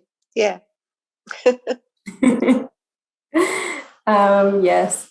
And Jenny, what do you hope for in the FTD field? What do you hope happens in this area of the specific type of dementia? Yeah, I'd like to see a lot more research done, a lot more awareness happening. Nobody understands it at all until they're affected by it. And in the FTD area, I guess they're all different, aren't they? So in the long term, I just want Stephen's journey to be humane and safe and pain-free journey, and we try to keep him happy and at home for as long as we can. Yeah. Yeah. Yeah. It is hard, but, I know that he's got a life sentence on him now, and we try and include him in as much as we can. So the future's looking better for me because I know that I've done everything I can for Stephen, and I know that I have helped in research in some way. So that makes me feel good about myself. That's a really nice a way to feel, almost like a sense of peace that you've done your best. That's how I feel. Yeah. Yeah. In what is undoubtedly, an extremely, extremely difficult situation. And it's great to hear you kind of say that, you feel that way about yourself and about Stephen's care too. Yeah, thank you. I mean, we're never going to get the support in the regional areas, but if there was probably a little bit more, in Adelaide even, it would be better. Okay, yeah, in the less populated areas of the country. Yeah. All right, Jenny, thank you so much. This is Jill's story. Jill is 66 and lives in Devon. My brother, who is 74, was diagnosed with FTD around 3 years ago. His condition accelerated rapidly in the last 14 months, and he needed 3 daily visits from social services. He was struggling to know what day it was and stopped recognizing everyday household items, such as the fridge and the kettle, and kept asking what these things were. He also started turning off all power points, which cut off his heating. By January 2021, he started losing his way around the house and fell over a few times. It was clear he needed 24/7 care. So with advice from the social services, I managed to get him a placement in a dementia care nursing home where he's been since March. The concern and stress that comes with trying to deal with a relative with this condition is huge. It doesn't help that I am his only family and I live so far away. Initially, I struggled to sleep and was constantly wondering if he was okay. It put pressure on my marriage, despite my husband being very supportive. I can't say enough good things about the support I receive from social services. In all honesty, I've only relaxed since he went into a care home. I really hope that the amount of research being done for this condition will soon result in something that slows up the progression. Sadly, it's all too late for my brother. Hello, I'm Dr. David Irwin. I'm the director of the Penn Frontotemporal Degeneration Center here in Philadelphia. As part of the AFTD World FTD Awareness Week Global Conversation at FTD, I'll be speaking to you about behavioral management in FTD. A common question is when or if to use a medicine to help manage a patient's symptoms. Behavioral symptoms vary between patients, and some of those that interfere most with social interactions include behavioral disinhibition, agitation, and compulsive ritualistic behavior. The first-line therapy for these problematic behaviors is actually not using a medicine. It's non-pharmacological treatment, but instead doing measures to help change the environment and reduce the triggers of problematic behaviors. This often includes simplifying the environment by removing distractions and excess stimulation that can cause patients to feel overwhelmed and precipitate agitation. Another important measure that can be implemented is structure to the day in the daily environment. By engaging in focused activities throughout the day, this helps keep patients engaged and reduces the severity and frequency of behaviors. So, for example, taking a loved one through to water houseplants, care for pets, engage in an art project, or review family photos is walking a patient through a daily schedule that's very predictable and structured, often helps reduce these problematic behaviors, because downtime or unstructured time or the transition between one activity and another, if there's enough time delay, can really bring out confusion and more difficulties. It takes considerable work to build a structured environment and schedule for a loved one. That's why it's important to maintain an active support network of family, close friends, and the healthcare team to help. Sometimes these measures alone aren't enough, and behaviors can start to interfere with daily activities and social interactions. And that's when it's time to speak with physician and the healthcare team about the possibility of using a psychiatric medicine. The goal of symptomatic management with medicines is to find the lowest dose that's effective in making behavior redirectable. For example, if a patient becomes preoccupied about a certain activity or a food preference, the medicine would be helped so that only once or maybe twice the caregiver would have to help redirect them away from that preoccupation rather than have it escalate into agitation.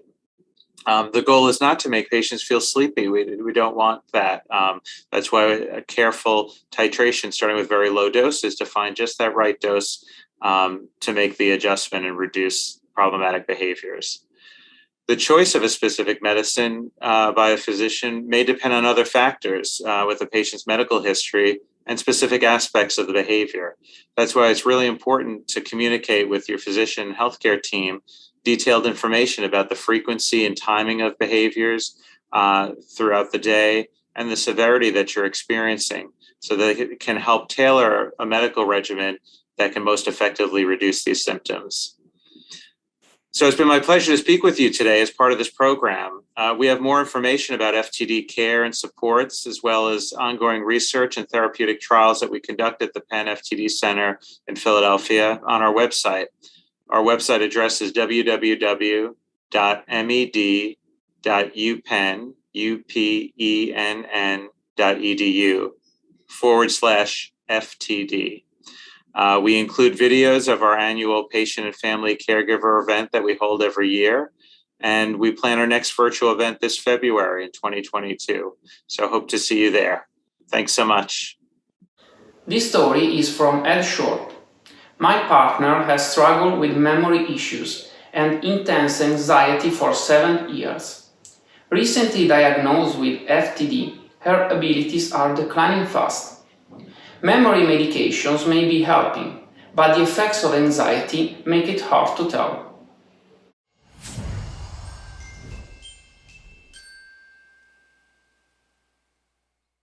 Hello, I'm Mary Pat Sullivan. And I'm Adetola Grillo. We are joining you today from Nipissing University in North Bay, Ontario, and the traditional territory of the Anishinaabe peoples. We are grateful to be able to live and learn on these lands with all of our relations. Adetola and I are part of a team of investigators documenting what works in relation to support for people living with rare forms or young onset dementia. Thank you for this opportunity to share a recent initiative with Care Partners for someone living with FTD. And thank you for the opportunity to participate with you during FTD World Week. Adetola, why don't you start by sharing how our small group discussions came about? Thank you, Mary Pat. So our colleagues in London had been running small group discussions since the start of COVID to continue to provide support for people living with rarer forms of dementia and their care partners. We thought it was right to replicate the same thing here, especially in relation to Mary Pat's research interest around social connections and isolation. And so when she was approached by one of our research participants here who wanted to be connected with other care partners around the same topic, it seemed the right time to hold these discussions. And so we reached out to Nikki Zimmerman, the direct support team lead at the RDS, and Bridget Moran McCabe, the support services manager at the AFTD. They were both very supportive of this initiative and helped to connect with members of their respective groups for participants on the discussions. So we had 7 care partners join us across Canada, the United States, and the United Kingdom. They participated in 2 sessions focused on discussing social connections and reestablishing lost social connections. We're very focused on ensuring that the discussions created a safe place where participants felt free and safe to share their experiences and also learn from others. I'll hand it over to Mary Pat to tell us a bit more about this. Thanks, Adetola. So why would we talk about this in the first place? Or why would someone reach out and ask if we could address it? Well, it's well documented that the absence of connections or the lack of quality connections can impact on our overall well-being. Well-being is not just our physical health, but also our social health. And while the majority of people are neither living with isolation or are lonely, we know that living with dementia or someone caring for someone with dementia are at higher risk for isolation and or loneliness. What does the literature tell us about isolation for care partners? Well, we know that isolation increases as disease progresses and symptoms change. Fear and embarrassment due to behaviors, increased caring responsibilities, loss and grief, or even guilt and anger can lead to social isolation. Some people worry about what might happen if I'm absent. I go out and have fun with friends, and at home something goes wrong. Shrinking social networks, difficulty sustaining contact, and not wanting to burden others can also lead to isolation. People are afraid to socialize. And sometimes friends and families lack the understanding of the caregiving role, the disease itself, or some of the anxiety that caring can produce. Well, what happened when we had the discussions? Well, we had 2 very fruitful discussions, and many of the personal examples given reflected some of the points I've just made. But most importantly, the members of the group shared that their social isolation was not talked about with anyone, and few people seemed to understand the impact of lost connections. In sharing, the members provided some very practical tips for one another when they lose connections or when they rebuild connections. And just a few examples for you. They told us that everyone needed to purposefully plan social engagements each week. And whether they went out alone or whether they brought along their partner living with dementia, it was up to them.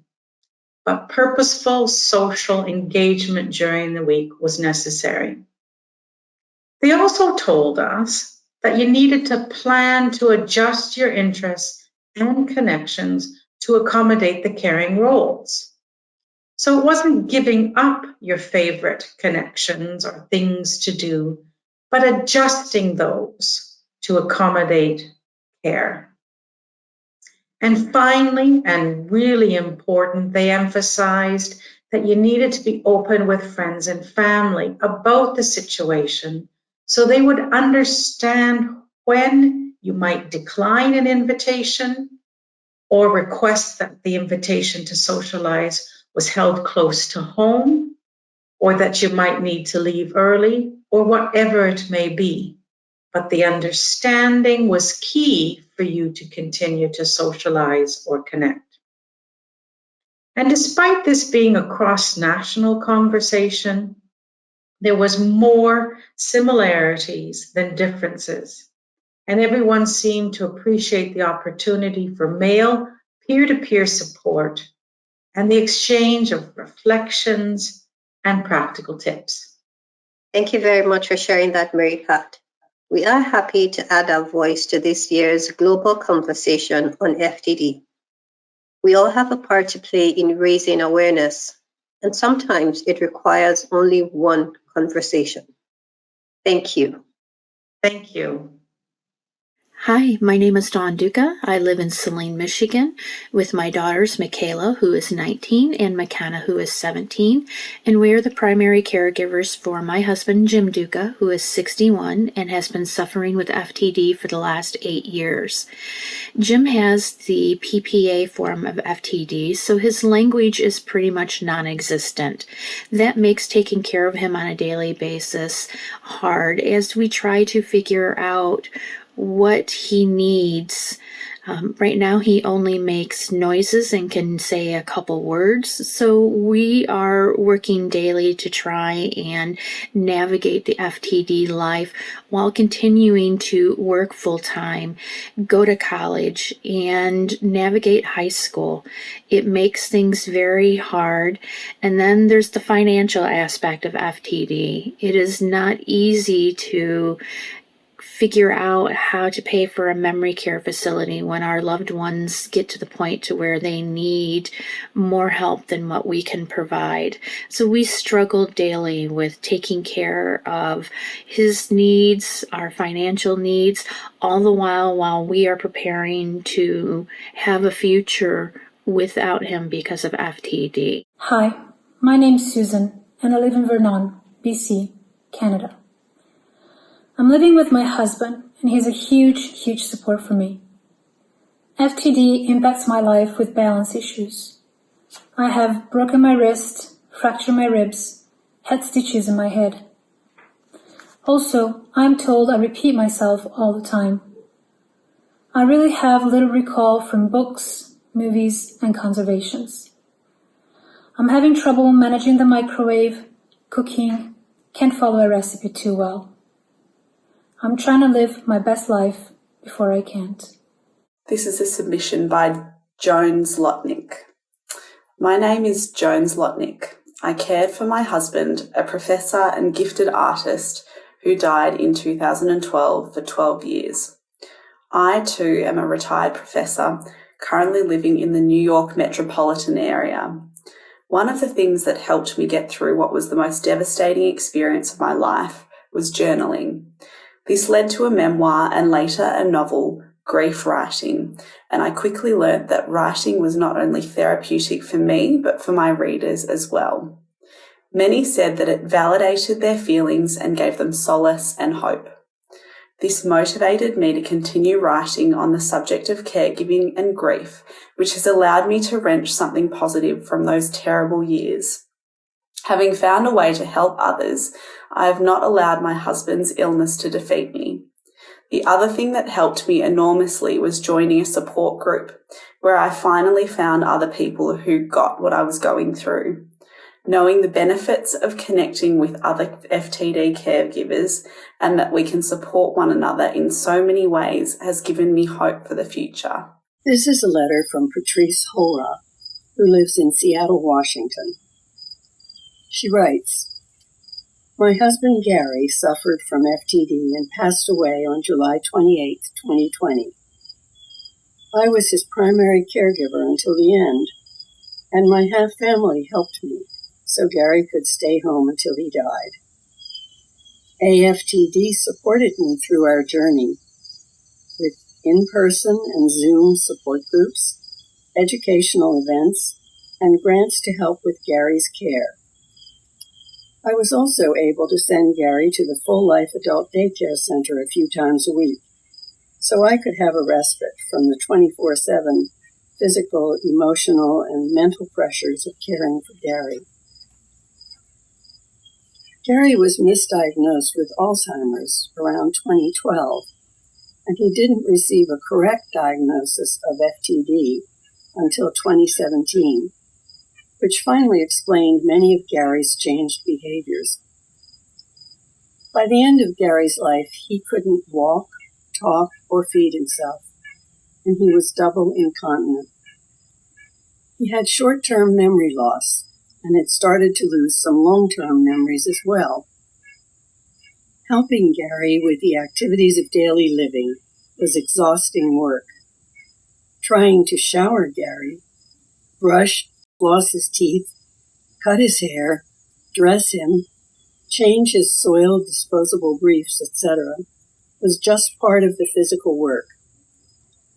Seeing him lose so much of himself was painful emotional and mental work. I was grateful that he remained kind to me until the end and never forgot who his family was.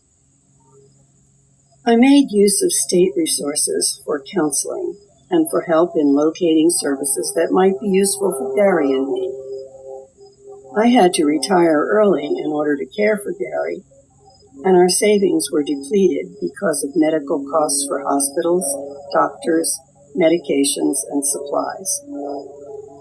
The FTD support groups on Facebook have also been a help to me, and I still read the posts at the FTD Survivors, the Next Chapter page.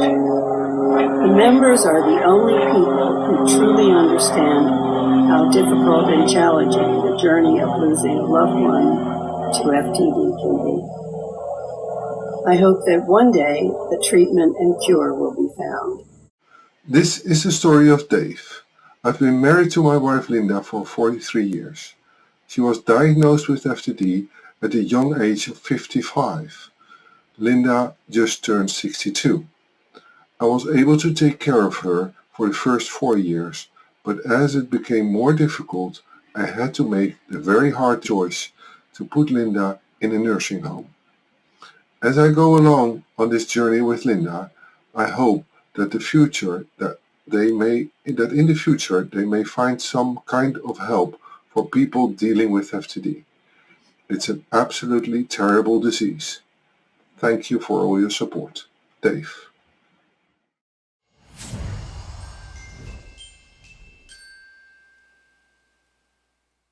So can you tell us who you are and also where you live and work? So my name's Fiona Kumfor. I'm an associate professor at the University of Sydney, and my research mostly focuses on social cognition and behavioural change, which I'm studying at the Frontier Group. Okay, and how long have you been working in this area for? So I started working in FTD around 10 years ago, and a number of things happened which led to me starting to become interested in FTD. So I was studying my Masters of Neuropsychology, and as part of that, I was seeing different patients in a geriatrics ward. And I remember very clearly seeing a man who was referred to hospital because he was having problems living at home independently. And when we started testing him, we noticed that he did very, very well on cognitive tests, and he was clearly very intelligent. But he was having a lot of problems in terms of managing living at home and managing his relationships. And it turned out that he had a diagnosis of behavioural variant FTD. And at the same time, I actually went to a seminar that was being given by Professor John Hodges. And he was talking about his new clinic that he'd just set up in Sydney, investigating FTD. And so it feels a little bit like the stars aligned, where I just was so interested in this case, and at the same time discovered that this world-class research was happening in Sydney. And that led me to start doing research in FTD. Wow, okay, so that one case was quite memorable for you, sort of signifying the start of your career in this area. Yeah, I still remember him to this day. That's good. So you had, 10 years of experience is quite a long time. Through your experience, what have you found to be the sort of main challenges of working in this area, or the main issues in this area, both clinically and research-wise? I think there's a number of different challenges that are specific to FTD. Like I said with that case, and I think it really illustrates that getting a diagnosis is really difficult for a lot of people. And there can be a lot of delays in terms of getting diagnosis and getting an accurate diagnosis as well, so that we know about half of people are actually incorrectly diagnosed before receiving the correct diagnosis. And partly that's because the tests that are available aren't really sensitive to these changes in people's behaviour and personality, and they focus on more traditional aspects of cognition, like memory, which we know is less affected in these people. So that's really difficult in terms of studying FTD, and a lot of the work that's been done is trying to improve how we can develop new tests so that we can minimise these impacts. But I think there's also more recent issues that are really affecting FTD. So we know, for example, that the last 18 months have been difficult for everyone worldwide as a result of the COVID-19 pandemic. But we also know that some of these difficulties really specifically affect people with FTD and their family members and carers. And we've been doing research to try and understand that in more detail. And what we've found is that actually that some of the behavioural symptoms have become much worse in people with FTD after the pandemic. Also that carers are experiencing a lot more psychological stress and having a lot more difficulty in terms of coping with the issues that they face every day. And part of that is because of the necessary restrictions that we have in place, and also the fact that people can't see their loved ones as much as they would like to, but also a lack of understanding in terms of what's going on, why this is happening, and really understanding how we can manage these changes. So we're working very hard at the moment to try and help people through this difficult time that we know is really challenging for people with FTD and their families. That's hugely relevant research, I think, that, especially during this time, that you were able to show through a study and actually able to kind of define and show that these are the specific challenges. And it's interesting that you've found an increase in these behaviours that, sometimes only the carer can see, is not observable to other people, or doesn't maybe show up on traditional cognitive tests, like you said. I think that's also one of the important things is for really to be able to highlight some of these changes in behaviour that people may not be aware of, and not just at the individual level, but at the community level as well. So often when people think about dementia, they really focus on memory problems, but we know that these behavioural changes can really affect people's quality of life. For families, it can mean that they tend to stay at home and become socially isolated because they're embarrassed or worried about taking their family member into the public setting. And we also know that while there's a lot of attention on things like how people can treat and improve memory problems, there's much less research in terms of how we can help manage some of these challenging behaviours. So I think that's really important moving forward, is shining a light on these issues and also developing ways that we can manage these behaviours in a way that really optimises quality of life for patients and their family members, and enables people to stay living at home and being functionally independent for as long as possible. Yeah, okay. And how, in your 10 years, how has working in the area sort of impacted you personally?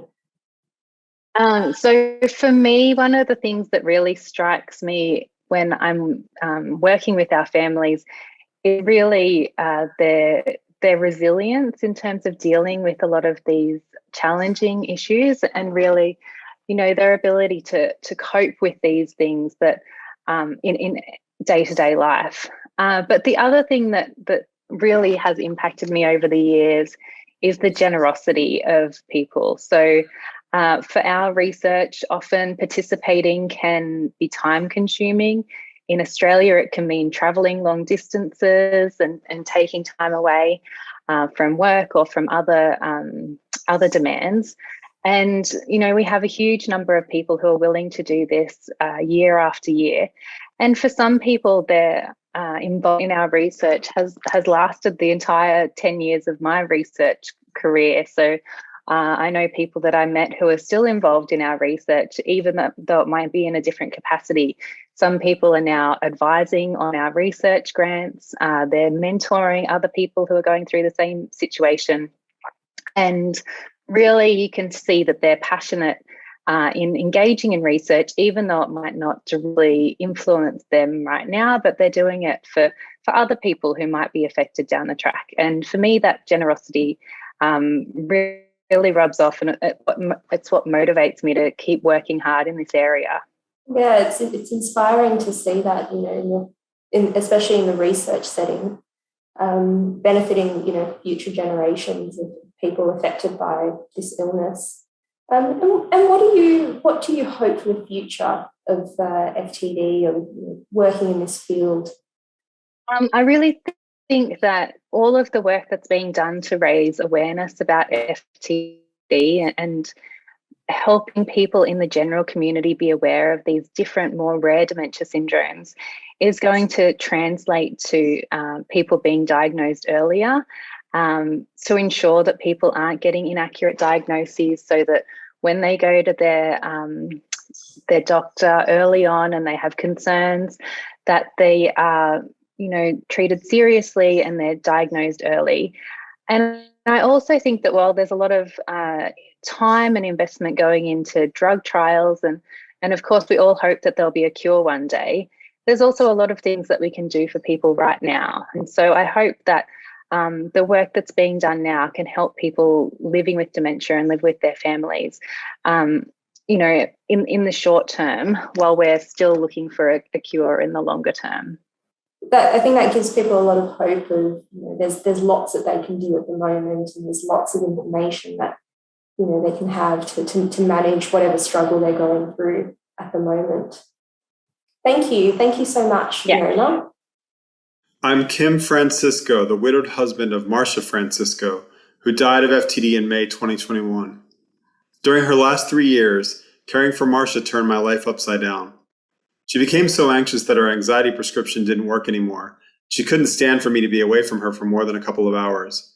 To get relief from me, Marcia would let one of her sisters take over care for a few hours, some days. We also used an adult daycare program, but Marcia refused to participate for more than half a day, twice a week. She said she didn't fit in. I also got support from a dementia caregivers group near our farm. One other person had a spouse with FTD, but it only met for an hour every month. After moving to Des Moines to be closer to her sister in adult daycare, I found an FTD support group that was much larger.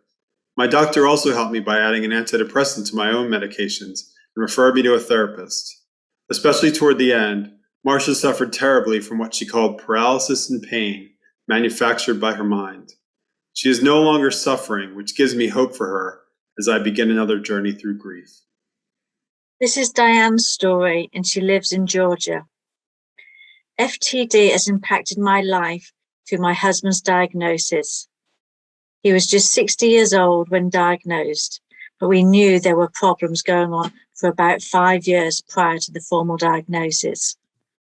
We have struggled tremendously with the financial impact this disease is taking on us.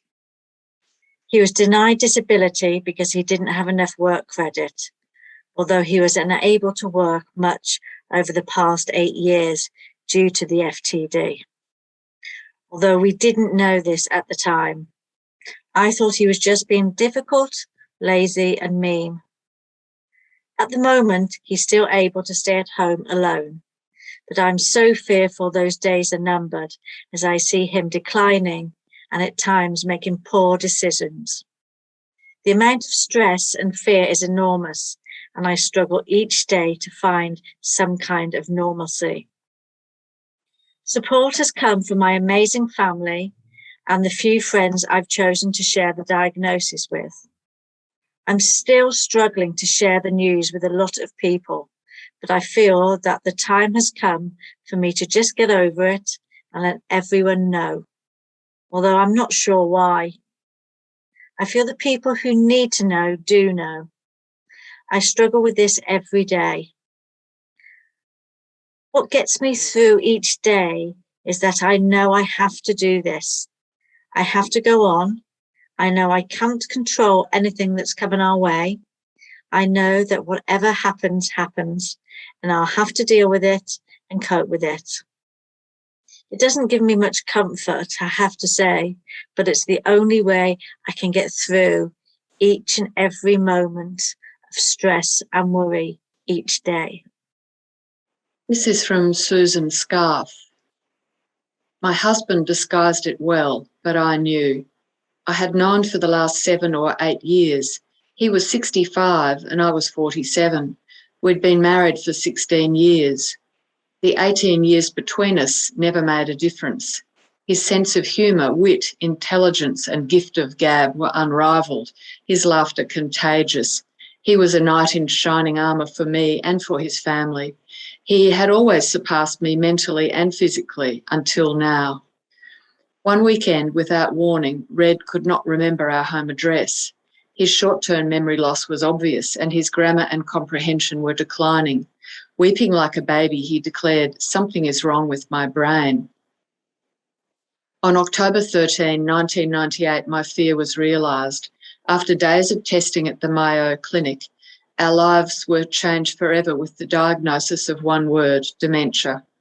Overnight, our world became very small and we were trapped inside our own private prison. I had lost my partner and misplaced myself. Becoming the boss of both our lives was not a role I would have chosen to play. Red died December 6, 2006 at 1:39 p.m, still in his recliner, headphones blasting with the music of Pavarotti. I recall having told him weeks prior that I would be all right if he wanted to go. I guess he heard me. Our experience pushed me beyond my limits and changed my life forever. I discovered I was a strong, capable, stubborn woman, able to endure more than should be expected or allowed in one lifetime. I also recognised that the disorder forced me to focus on what is actually important in life: love, family, health, and laughter. My husband, Red, proved to me that patience is a prerequisite, laughter is the best medicine, and a smile is worth 1,000 words. Hi, my name is Diana Wheaton, and I am Director of the FTD Disorders Registry. I wanted to take a few minutes to acknowledge World FTD Awareness Week by telling you a little about myself and the FTD Registry. Patient registries have played a key role in my research by blending epidemiology and patient-centered concepts. My master's degree in biology and doctorate in health studies enabled me to work more than 20 years as a genetic counselor and a clinical research scientist studying rare diseases.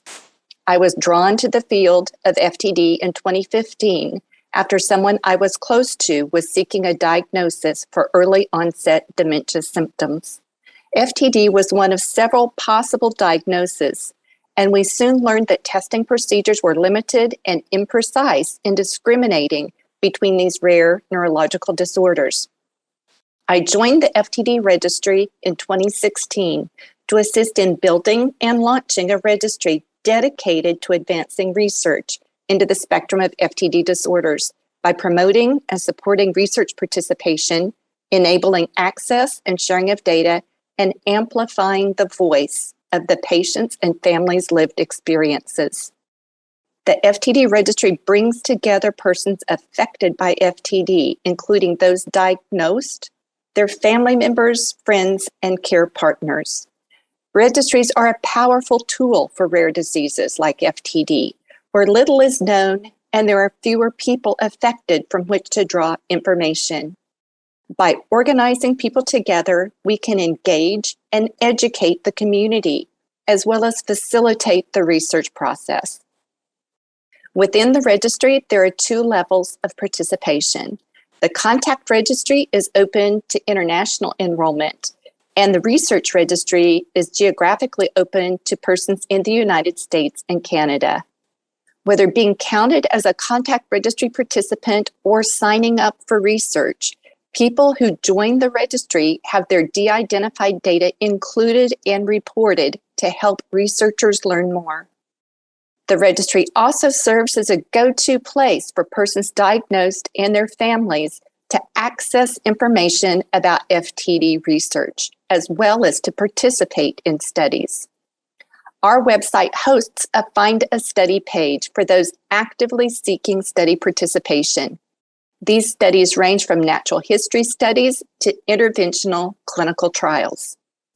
The registry currently assists with referral support for 16 active FTD studies. To date, more than 4,500 individuals have joined the registry. We are working to increase our outreach, engagement, and geographic scope to better serve the FTD community. We hope you share our vision of a world in which research on FTD is a robust, collaborative, and effective enterprise among researchers, persons diagnosed, care partners, and those at risk. Partnering together, we can facilitate and accelerate the scientific advances to find treatments and cures for this group of devastating disorders. Hello, my name's Ian and I live in the UK. In 2019, my wife of 32 years was diagnosed with BVFTD. One thing that we realised is that we both needed support, and we joined the Rare Dementia Support team in London. Through the Rare Dementia Support team, I've met other caregivers throughout the world, and we have been discussing how we're dealing with FTD. One thing that I came up with was the dementia acronym. And to me, it's an easy way of trying to explain to friends, family, and professionals maybe, what we actually need. So I'd ask you to write dementia, but write it vertically as opposed to horizontally. Okay, so what does the D stand for? Well, the D stands for dignity. That's what we wish to maintain for the person who has the diagnosis. E stands for empathy. What we hope to receive from our doctors, our friends, and our families. M stands for mentoring, something that we both seek and hope our support networks can provide to us. E stands for education and empowerment, what we gain from our support networks and how we have to advocate in society. N, nurturing. That's what we need from our healthcare providers, our family, our friends, and our support networks. T stands for targeted and timely. Facts and information that are relevant and helpful to our dementia journey. I stands for information for ourselves and the public that is interesting, insightful, and informative. And finally, A stands for advice that's always relevant and sensitive to the unique and difficult journey we find ourselves on. I hope that you can take some hope and comfort from the dementia acronym on your journey, and I wish you well. Thank you for listening. My name is Terry Walter, and I come to you from Lincoln, California. I was a wife for 33 years, and 11 of those 33 years, I was a caregiver for my husband, Stephen, who passed away in 2007 from the familiar form of FTD. FTD affected me in ways that I never could have imagined, emotionally, financially, mentally, physically, spiritually, socially, because that is what FTD does. It takes and takes and then takes more until there is nothing left for the patient and family. In this long journey of FTD, I was supported by my daughters, my family, my friends, church, and the AFTD organization. I was supported not only as a caregiver, but now as a volunteer. What gives me hope for the future is how much research is being done and how much progress these researchers have done in finding how these genetic genes affect people with familiar FTD. This gives me a brightness and a hope, not just for my daughters and granddaughters, but for all the families out there who are affected from this FTD familiar variant. Thank you.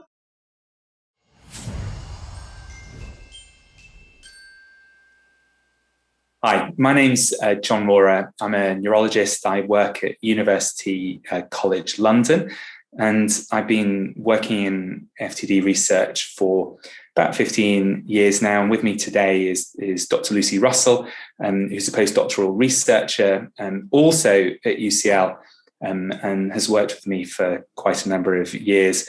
Today, we're going to talk a little bit about international collaboration.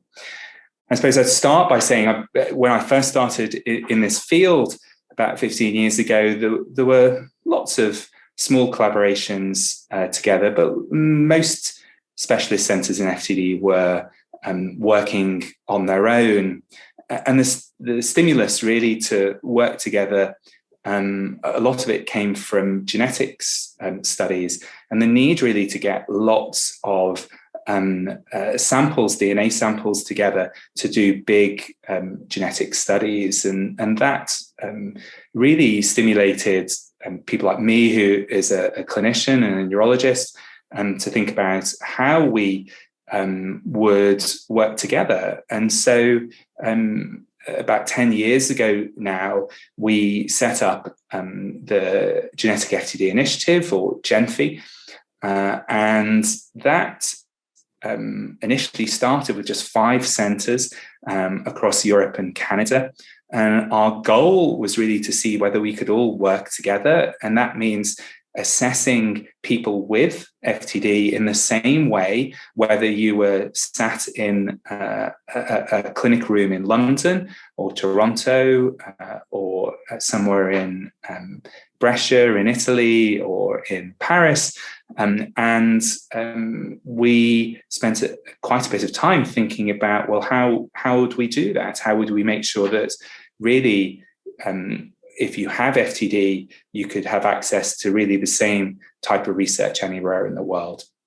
And that took a while, but over the years, we have built the study up, and we now have nearly 30 centres involved in GENFI across Europe and Canada. And wherever you are, you come and you do the same piece of research. You come and get the same clinical assessment, the same type of brain scan, and the same thing happens to your blood samples wherever you are.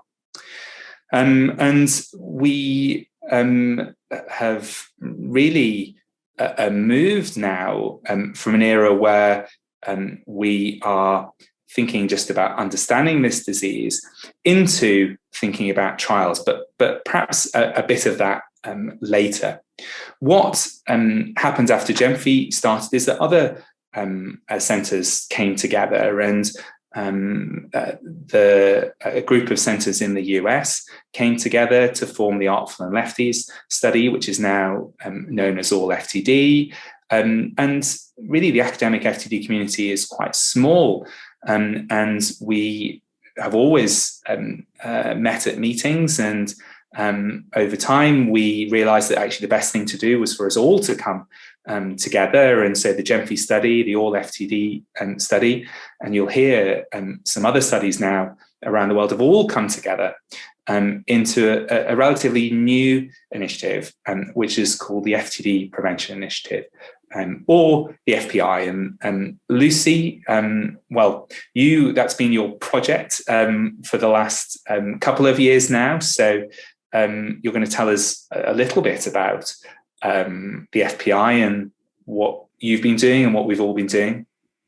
Yeah, so thanks for the introduction, John. I've been working on the FPI for about 2 years now, really trying to pull together, to start with, GEMFI and all FTD, as John said. And it's been working really well. We've come up with data that we share between the two studies that are the same. And we've pulled together what's known as a minimum shared data set. That's the data that's consistent between the two.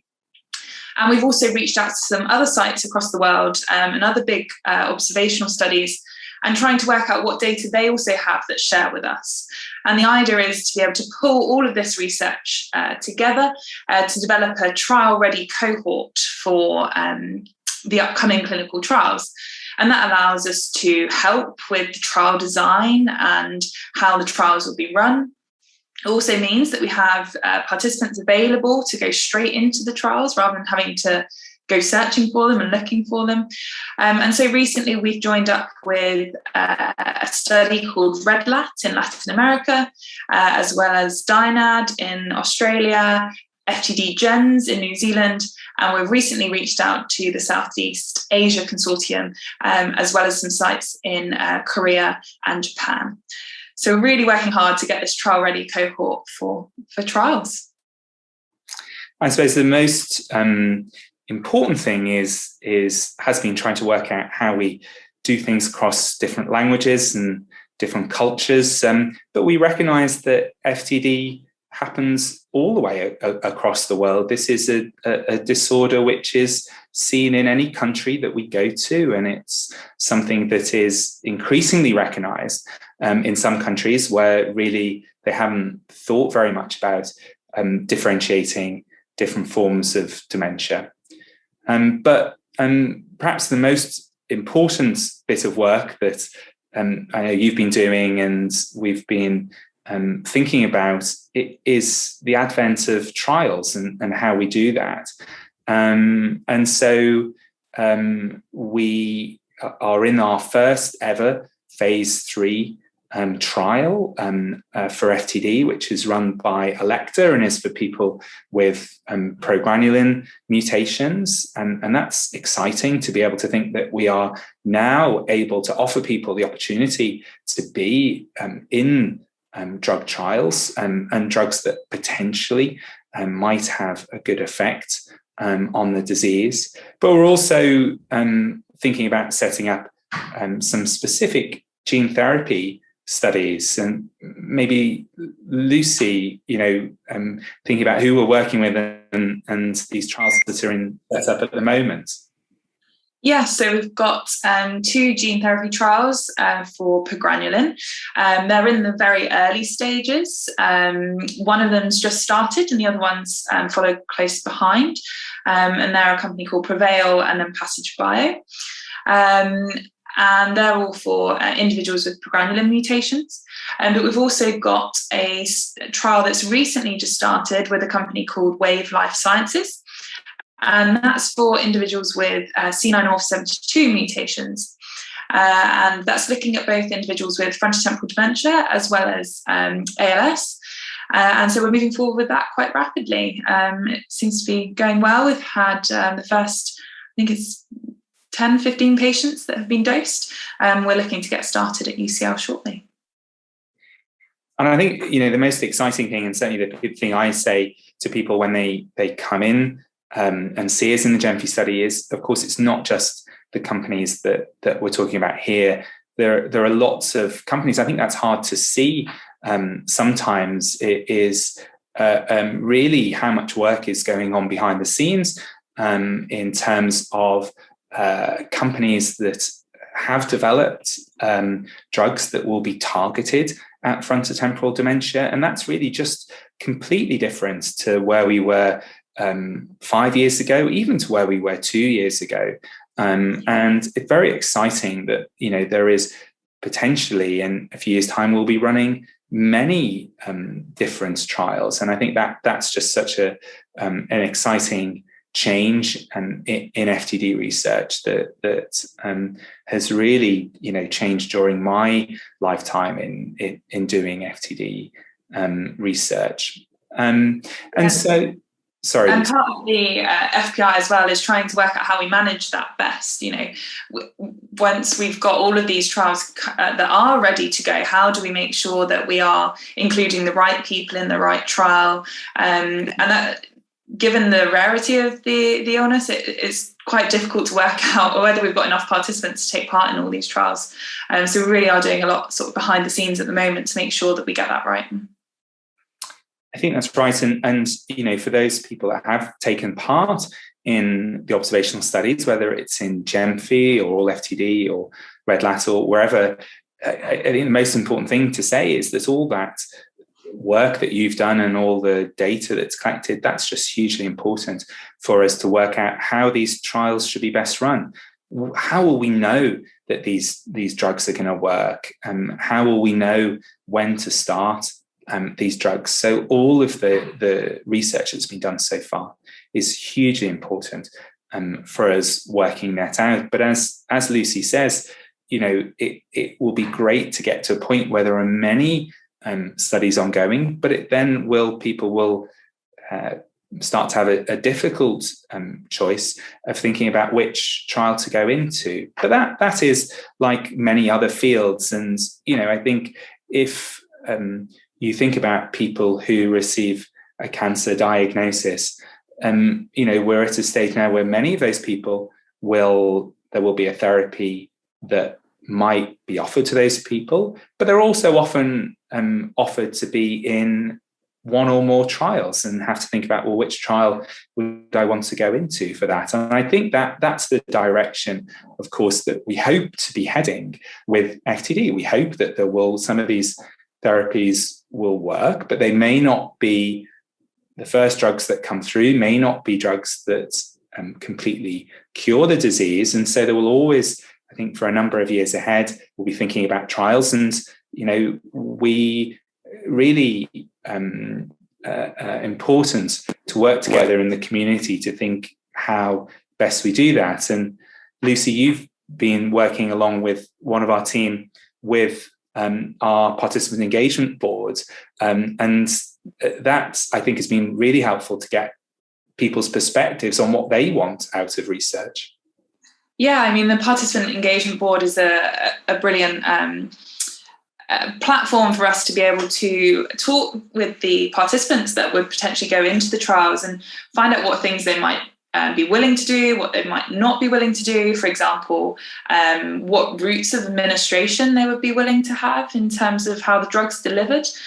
So, for example, would they be happy to go in through a lumbar puncture, or one of the trials, actually, the drug is given through the back of the neck, and finding out people's opinions on those things and how willing they would be to go into the trial. And it also gives us the opportunity to talk about some really difficult situations where we're looking at things that might be able to help us identify whether individuals are approaching the onset of symptoms.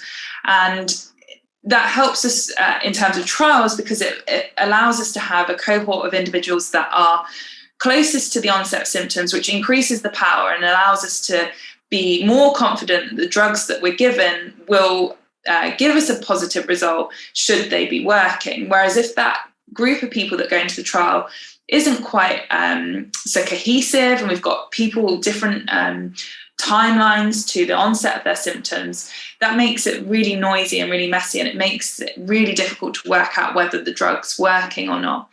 So the participant engagement boards allowed us to talk through these things and find out if people would be willing to perhaps find out if they're closer to the onset of symptoms or not. And that is actually being used in the Electa trial, the phase 3 trial. And whilst it really helps with the trial, it provides some difficult conversations and ideas to be had by the individual themselves. And we've really tried to think about that quite a lot and make sure that we get that right. But we're always learning, and new scenarios and new things come up all the time. So yeah, it really gives us the platform to talk about those things.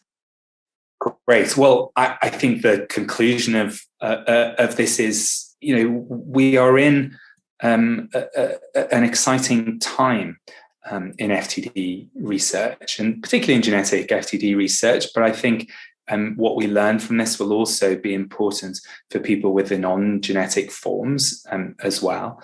But to be in a space where we have potentially a number of different trials that people can go into and lots of exciting potential therapies for this, I think we can only go forward from here. And really, the bottom line is it's working together as a community, and that is across people who work in universities, doctors that work in clinics, people with FTD, their families, their friends, their caregivers, all of those people really coming together as a community. That is how we will take forward research and hopefully get to the point where we do find a good treatment for FTD. So that's all from me. So goodbye from me. You're always welcome to drop our team a line. And if you have any questions, please feel free to contact us and our team. Our website is ftdtalk.org, and there's lots of fact sheets and interesting information on that website. Thank you all for listening today, and of course thank you to all our participants that have been taking part in our research so far. We really couldn't do it without you, so thank you. This is a message from Nicole Seniglia. My name is Nicole and I live in New York. My father was diagnosed with FTD in 2021. The impact his FTD diagnosis has on our family is much like the disease itself. It starts out as a small problem and progresses into something that is uncontrollably difficult. Two things that scare me are, one, what happens if we go out somewhere and people don't understand that he has FTD and they make fun of him or it causes an issue? Will I be able to handle that? Two, is this something that is going to happen to me? If there is a way I can get tested for it, do I even want to know? What gives me hope is seizing the opportunity to spend time and have what conversations I can with my father. It's upsetting to see him get frustrated trying to say what's on his mind. But I know that even though he isn't saying anything, he's listening. He's laughing. He's still picking up on what I'm putting down. I think I make him laugh more than my other siblings. Don't tell my brothers. And that gives me great joy seeing him smile. No matter what is to come, I will be there for him. My dad was a softball coach and my brother's football coach. He built our childhood home from the ground up in 1993. He brushed my hair before I went to bed every night because he was the only one who was gentle enough. We read all of the Harry Potter books together, alternating reading chapters out loud. You can bet your bottom dollar he was in the theatres with me when the movie came out. He walked with me down the aisle and cried as he placed me in my husband's arms. I can only hope that he will be here to see me have children. If I turn out half as good as he was as a parent, I won't need to worry, because he's the best. This is Anna's story. I was the primary caregiver to my husband of 30 years, Ed. He was diagnosed in 2011 with FTD and passed away in October of 2019. Ed was 65 and still working as a mechanical engineer at the time of his diagnosis, and our lives were turned upside down. Caregiving was the most difficult job of my life, and the loss and grief continued throughout the entire journey. Support from the AFTD website, Alzheimer's Association, and a local support group were life-saving to me in this process. Education is the most important tool for the caregiver and for the future efforts to find a cure for all dementias. Volunteering as a facilitator for dementia support groups has given me the ability to provide educational materials to family caregivers and encourage families in the early stages of the disease to get involved with clinical trials and studies.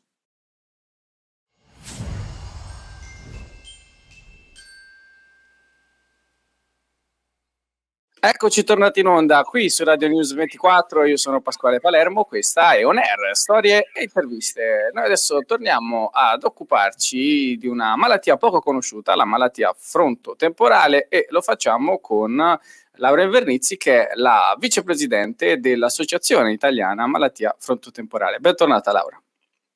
Ciao, grazie.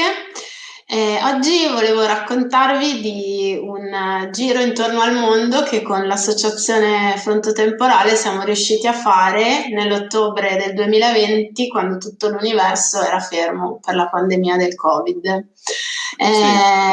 Cerco di parlare dell'associazione, della malattia con un po' di sorrisi, perché la situazione non è rosea, però penso che un po' di ottimismo ci aiuti ad affrontare meglio le cose. Insieme ai miei amici che chiamo Famiglia Internazionale ci siamo inventati questa maratona in giro per il mondo. Tra l'altro la grafica della maratona è tutta italiana e l'hanno fatta i nostri web designer, i nostri grafici, Chiara Facciolo ed Enrico Geller, che ringrazio moltissimo, che sono due ragazzi giovanissimi che hanno dato un'immagine di freschezza e di speranza a un fatto che non è molto fresco e neanche pieno di speranza. Certo. Però è stata un'occasione molto divertente perché mi sono improvvisata intervistatore in giro per le piazze più belle di Brescia dei nostri super scienziati, quindi neurologi, biochimici, anche neurologi stranieri, e poi sono andati in onda questi video in inglese con i sottotitoli in italiano a favore di tutti i caregiver di tutto il mondo.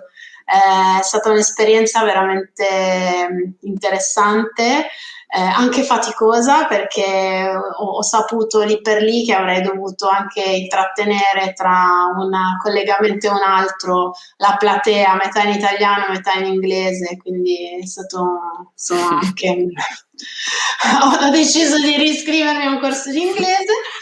Però... Non ti invidio Laura, non ti invidio per quell'occasione.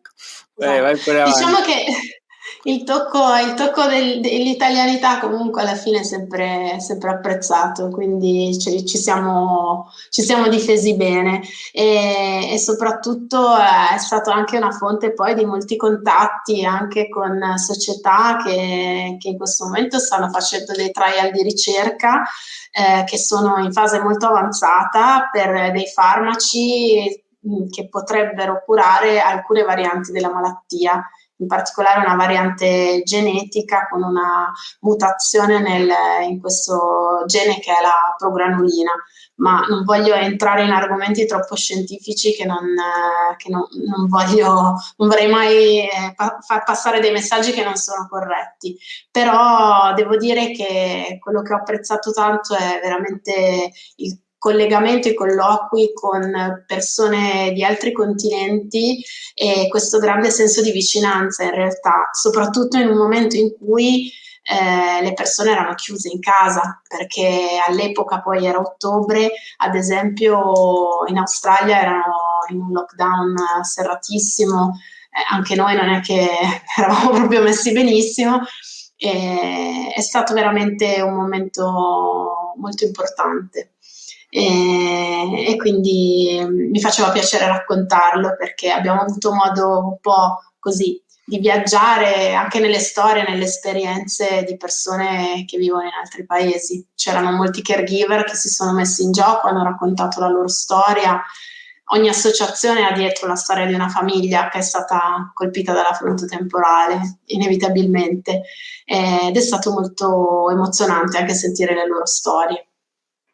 Certo, perché immagino che la sinergia sia un elemento chiave per proseguire nella ricerca, soprattutto di una cura, visto che appunto si è praticamente agli inizi, come abbiamo sentito in un'altra intervista insieme, e quindi far crescere, insomma, raccogliere più esperienze possibili anche da paesi stranieri è importante per questo tipo di finalità.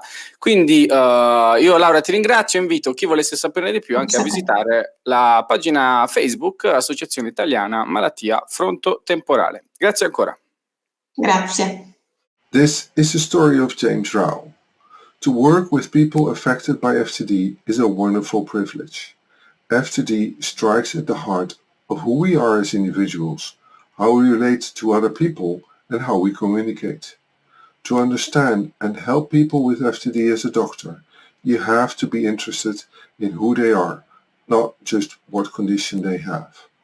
This has been central to my life and continuing education as a physician over 30 years. The rapid progress in science of FTD and the likelihood of a disease-modifying treatments in the near future are amazing to be part of. But they will not replace the importance of a personal narrative, goals, and experience of individuals living with FTD. The humanity of FTD will get even more important as our options for diagnosis, prevention, and treatment increase. But even now, there are 101 ways to help people with FTD and their families, to reduce symptoms, reduce risk, reduce stigma, reduce stress, and then empower them to fight against FTD now and into the future. My husband was diagnosed November 2020. Thank you for all the information. It is difficult to comprehend that I was unaware of this disease. I think it would benefit many people to know about FTD. This is a letter from Joanne Mann, who lives in Bucks County, Pennsylvania. She writes, I am on this journey with my husband Ed and my oldest daughter Julie, who's now my caregiver. My husband has his own company, and he and I are raising 3 grandchildren, ages 5, 7, and 10. Julie, her fiancé, and her 10-year-old son also live with us, so we're a full household. I couldn't do it all without Ed and Julie's help, especially the day-to-day goings-on. I have good days and bad days, but I always get up daily, just glad to be me for another day. I struggle daily with remembering basic things, such as the forever famous, why did I come in here? Or remembering to take medications, etc. I was diagnosed in August 2019, but I still find it hard to accept due to difficulty finding relevant information concerning my condition. I've also noticed, or more so it has been pointed out to me, that I've had a change in my behaviors. I've become less patient, not as easygoing. I will admit I am more stressed, in part due to a lack of information on what I can expect my future to look like. I don't want to be a burden on my family or my friends. I've always been the individual who helped others. Now I'm the one needing help. It certainly is a role reversal for me, and I'm not quite sure I'm ready for this step in my life. Although, whoever is.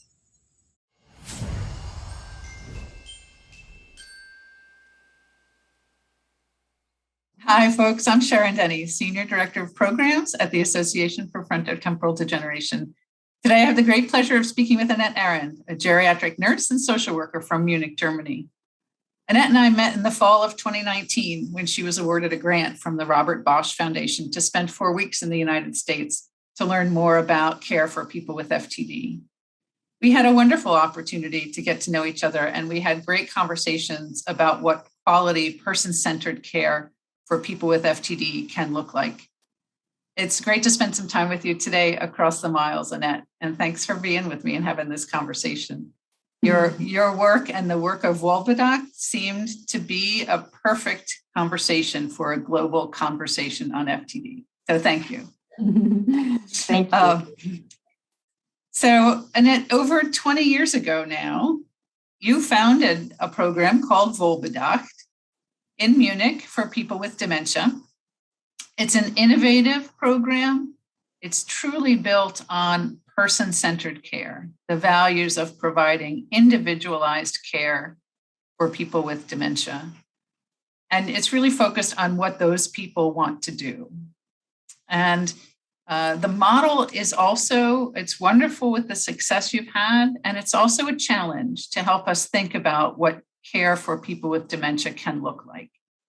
So I would just like to have you speak a little bit about the work that you're doing and help us to understand that better. And I will say Annette has been a really, really good sport to do this interview and this conversation in English, even though English is not the language she does this work in regularly. So thanks, Annette. Oh, thank you, Sharon, for your introduction and for your invitation to participate on your program here. And I'm really honored to be able to tell you about Wohlbedacht and the experience we are having with our freedom-based and gentle approach to people with FTD. Can you start and tell us what Wohlbedacht means in English? How does that translate? Yeah, that's a play on words. And Wohlbedacht means, first of all, well thought out.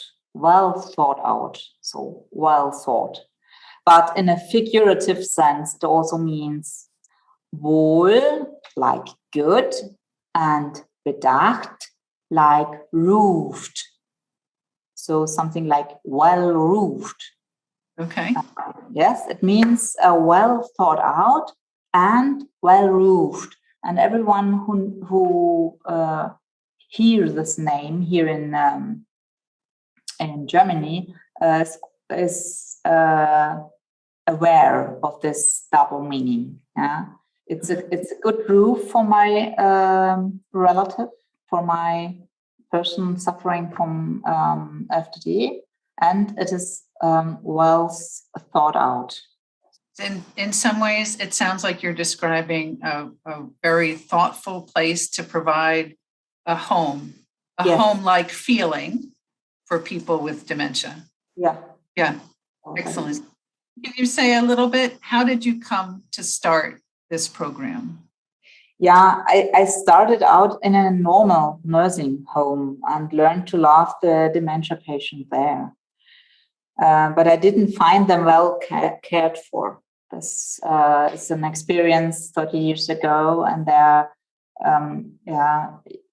people didn't know very much about dementia and even about FTD, and so it was very hard to make only small changes.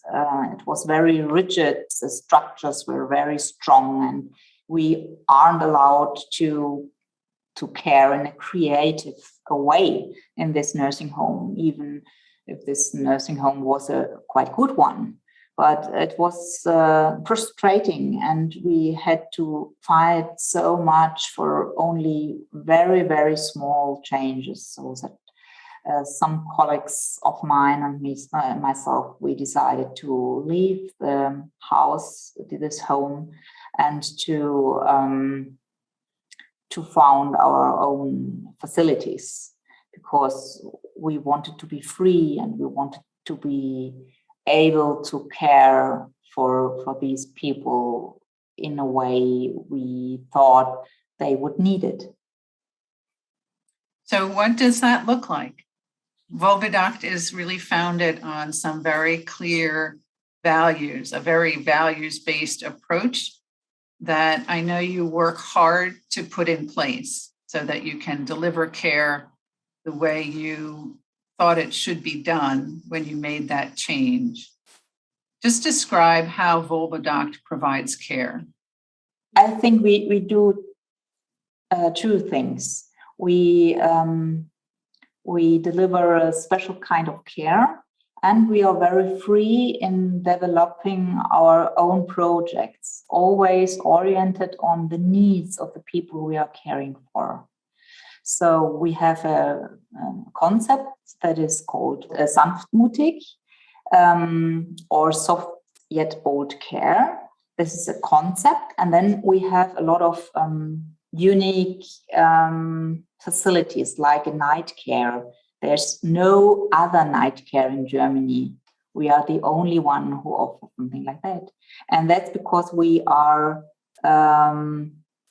developing our facilities very close to the needs of the relatives or the people suffering from dementia, and do simply what is needed. Yeah. And so our care concept, we call it soft yet bold. So I can show it. This is a little card box, and it is based on our experience from 20 years in that field. It is a soft method in the sense that we leave it to our guests and residents, we don't call them patients, to lead their lives exactly as they wish. We are very radical with that. We treat them in a very friendly manner, and we avoid pressuring them. Soft, it is called also because we do not ask our employees to do their jobs in pre-planned time units for each phase of their work. And soft, again, because we provide compensation in several ways for the strenuous work they do. At the same time, it is a bold, a courageous method, because we accept responsibility for our freedom-inclined approach and never cease to develop new ways of handling the daily problems we encounter. It is bold because our employees answer to the wishes of their guests, even though they may seem extraordinary or hazardous, because they try out new ways without fear of failure. That's very important. They can simply try, and when it works, then it's good. And because they explain their new approach to the outside world, so we are outside the system, and so a lot of people, also authorities, control authorities, they come to us and say, hey, what you are doing? And then our staff has always to explain confident, yes, I do that this way, I do it because I know the person needed this way. So they need a lot of confidence. And it is bold also because family members who do much of the actual daily care need a good deal of courage to join us and giving preference to freedom over safety. That's really a challenge for them. They are willing to accept their loved ones in the state they are now in, instead of fighting in vain against the mental and physical changes dementia causes. That's the challenge they are faced with. Yes, I'm sure that's a big challenge, and for families as well as for other providers. Yes. Can you give us an example of how the soft but bold approach works for someone with FTD? I think there are a lot of examples. So we teach our staff to do simply what people want to do. Strawberry peeling is permitted, yes. Everything they want to do, they can do. And when they put the computer out of the window, that's okay for us. Yes, it is simply okay. We only would stay there and watch carefully what the person is doing, and try to understand why he's doing what feeling he might have. And then when we have the feeling that this is, for example, work for him and important for him, so we would let him do that. And in this case, it was really a person who did all this. We went every evening. We went in the garden and looked for our equipment and put everything back to our office and to the daycare. But we weren't angry. We did this because we knew he would come the next morning and he wanted to work again, and he would need to find things to put it out of the window. So yes, of course, it's not so good when he's putting our computers out of the window. So we had a meeting with our staff, and we thought about what can we do. Perhaps it's not the right things for this person to put it out of the window. Perhaps you need something else, and we offered him other things to throw out of the window. And so we found that he was also very okay with having little boxes to throw it out, because later then we learned that it was part of his work at home to put all the trash out of the apartment, and when he couldn't any longer go with all the trash in one sack to the trash can, trash can, yes, he began to throw all things one to one in the garden, and that was the beginning of this behavior. So he was very, very happy to have something else than a computer to throw it out of the window, because the computer wasn't that what he looked for. He wanted to make it in order. He wanted to clean up. He was cleaning up. Yeah. So what you're describing is an example that you mentioned, that peeling strawberries is permitted, and I know that that's what it says behind you. In German, that's a motto, that peeling strawberries is permitted. As a way of saying that what people want to do is important, and that your model makes sure that the staff are a companion, that there's constant staff presence, which helps to keep people safe, and that the staffing is so steady that you are able to provide a little more freedom for people to do what they like, because staff know the person, they are in tune with what they like to do, and they are patiently watching and involved. The example of the person throwing the computer out the window would be very upsetting. Your staff was able to watch, know he was safe. They knew he was safe. For the cost of the computer, they wanted to develop the relationship. They continued to be patient and we would say tune in to him. And learned over time that really he was drawing from this other past activity that was important, of taking care of the trash and taking the trash out. It sounds like you shaped his behavior away from throwing computers out the window, but your staff very creatively gave him something else that fit that need, these empty boxes that he could throw. So that's the way we try to deal with this behavior, things we don't understand at the beginning, and a lot of things we will never understand, but we just accept it.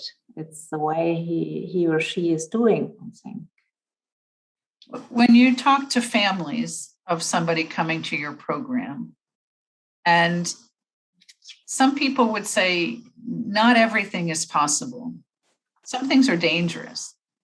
Sometimes you have to protect a person from harm that might mean limiting some of these freedoms. What do you say to families when they ask you about that? We always enter into a process with the family caregivers. They first have to get to know us and make their experiences for us, with us. And we give them time to do so. We do a lot of work with caring relatives. We offer counseling sessions and we explain our understanding of dementia in a 40-hour training course, 4 times a year. And we don't force anyone to bring their loved one to us. We explain what we are doing, and those who can trust us, they can bring their loved ones to us. And then there are always people who can't trust us.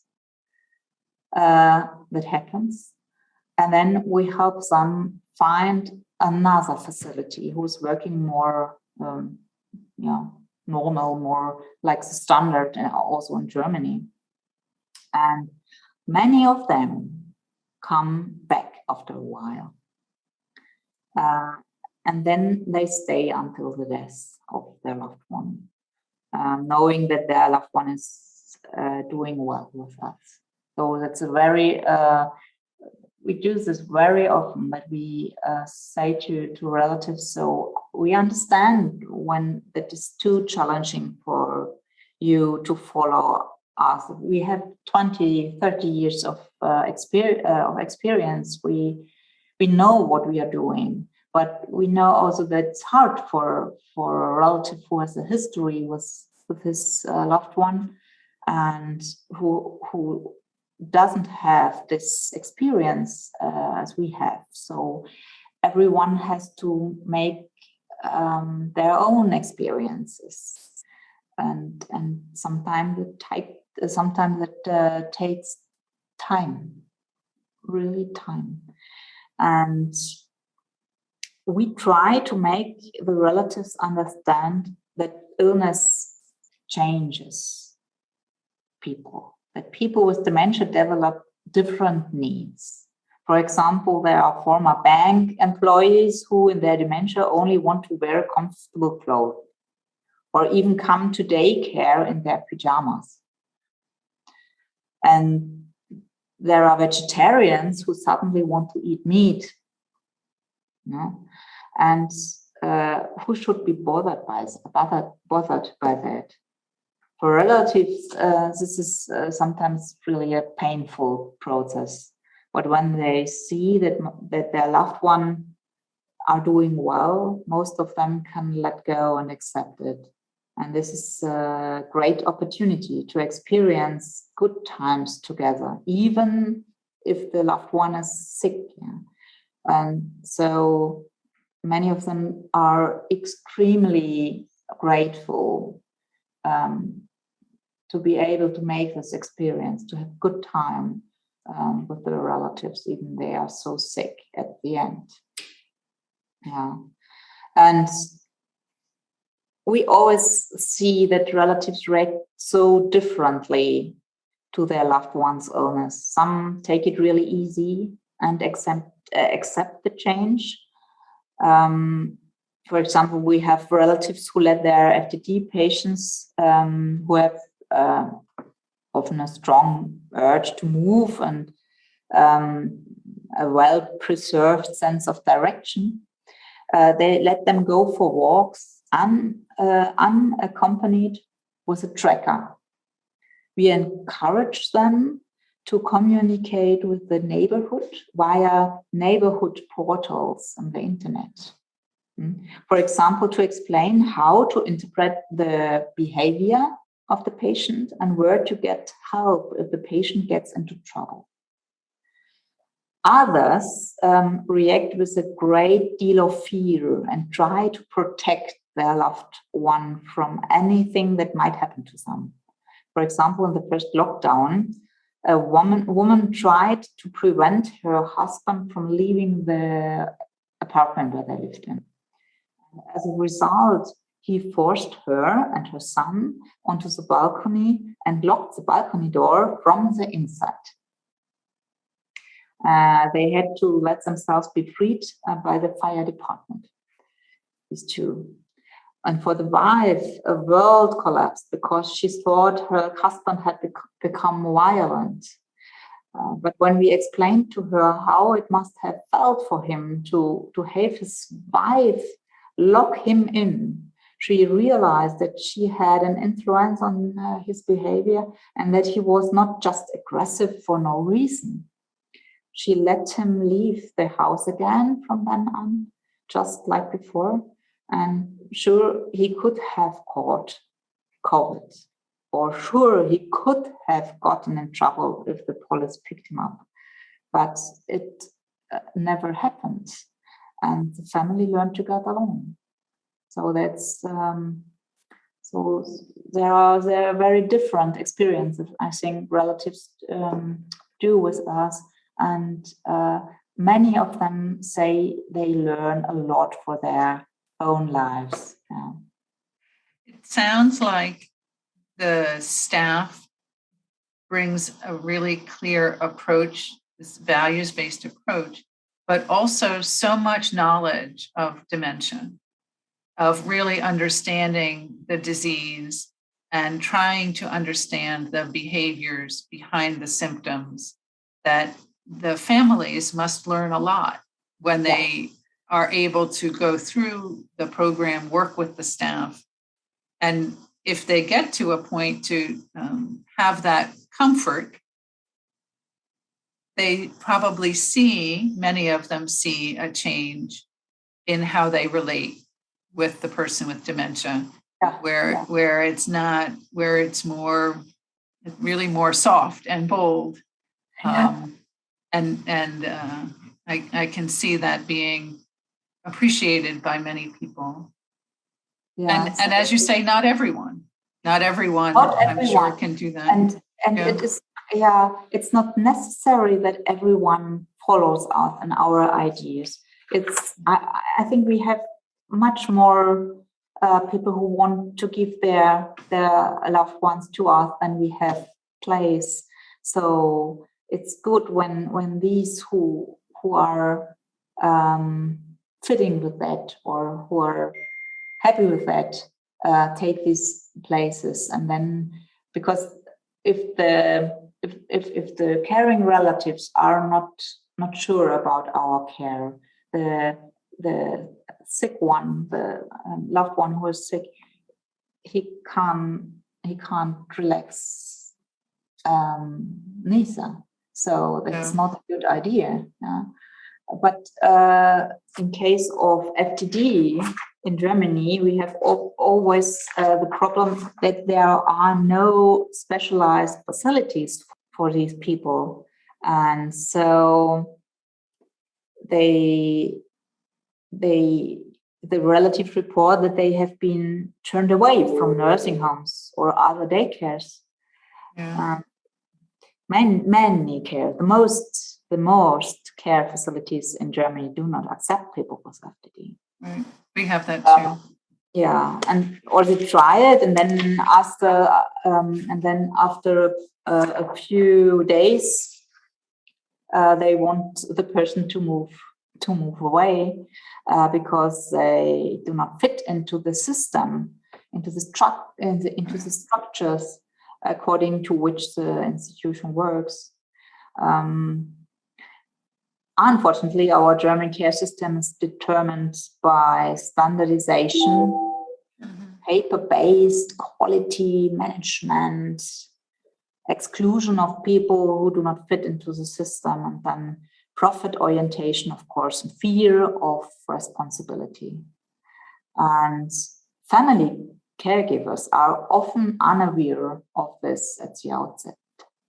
They think naively that they can give their relative to a professional care unit when it is not longer possible to care of him at home.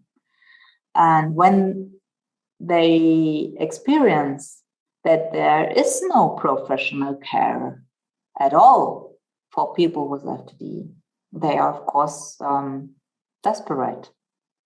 And sometimes they are told as a farewell by these normal institutions. Try at Wohlbedacht. They take everyone. And then they come to us and ask very, very gently, oh, is my husband perhaps too young for your facility because it's only 50 years old? And we say, no, everything is fine. But he won't stay seated at the table. And then we say, oh, we give him food while he walks. And then they probably ask, but he'll pat anyone on the head who's bald.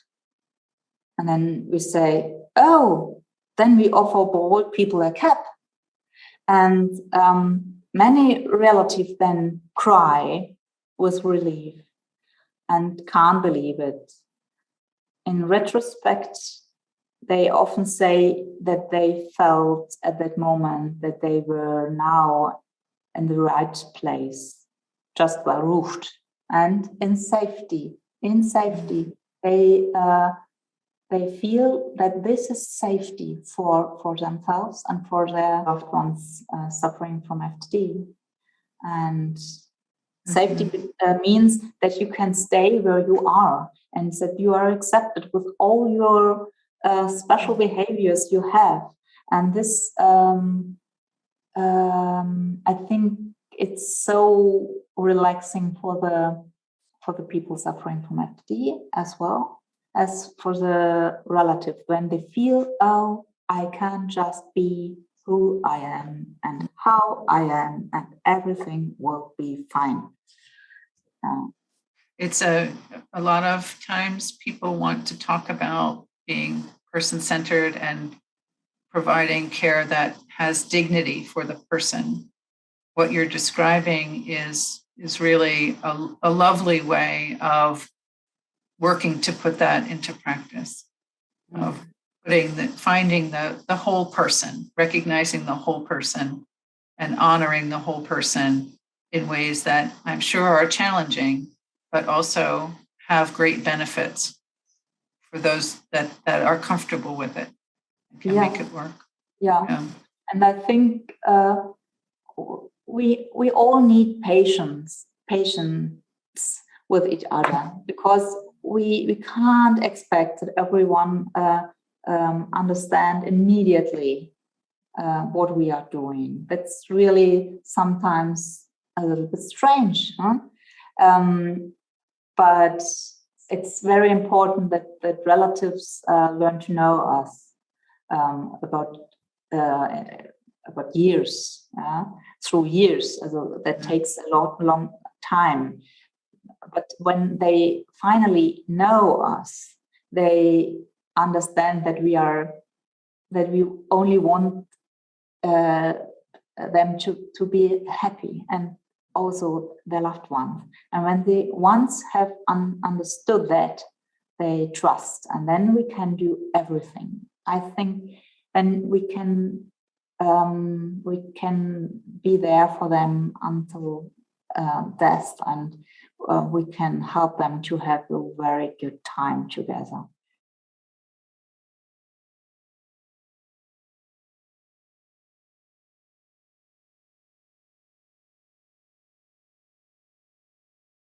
This is a message from Diane Fowler. In March 2020, a prominent neurologist told us that my husband Ronnie's behavioural variant FTD was probably unmasked by the traumatic triggering event of double bypass open heart surgery when he was 62 in 2001. I had noticed some behavioural changes soon after his surgery. I was surprised to see him eyeing women up and down, positioning himself to get the best view of the international college students who lived with us. Gradually, he began doing some other strange things, such as retiring from his job one day without even discussing it with me beforehand, and walking out on a part-time after retirement job because he couldn't figure out the computer.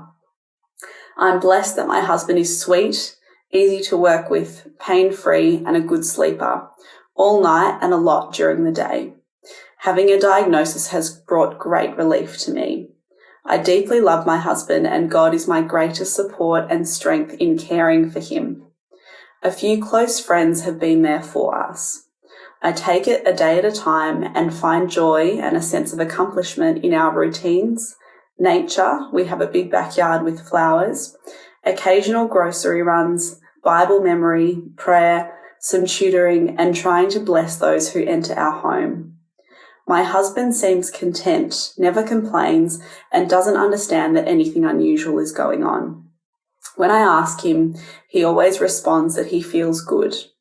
He's cooperative, likes to wear his hat in bed sometimes, and loves when our son and daughters visit. Hi, my name's David Fox, and I'm a clinical researcher with the Frontier Research Group here in Sydney, Australia.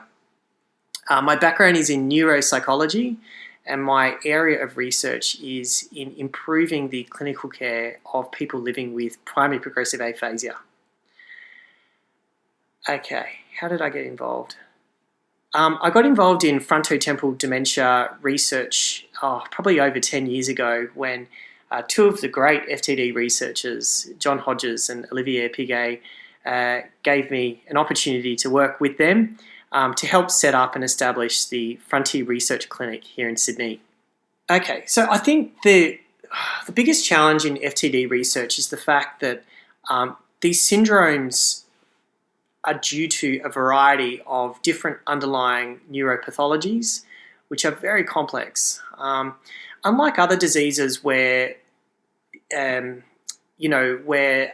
one or two things could be causing the problems, we know that in FTD there can be a variety of different things that are going on at the cell level, and this can make things really complex. And so ultimately, we want to find that cure.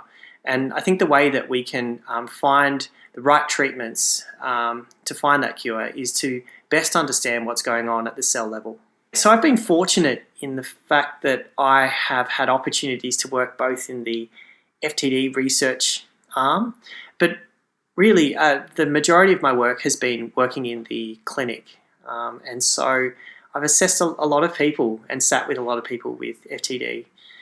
The experience that comes to mind for me is that these people who come to our clinic, they really are in the prime of their life. They're prominent people. They have prominent roles in the community. Many people are still working with important job roles that they have, and they're important in their families.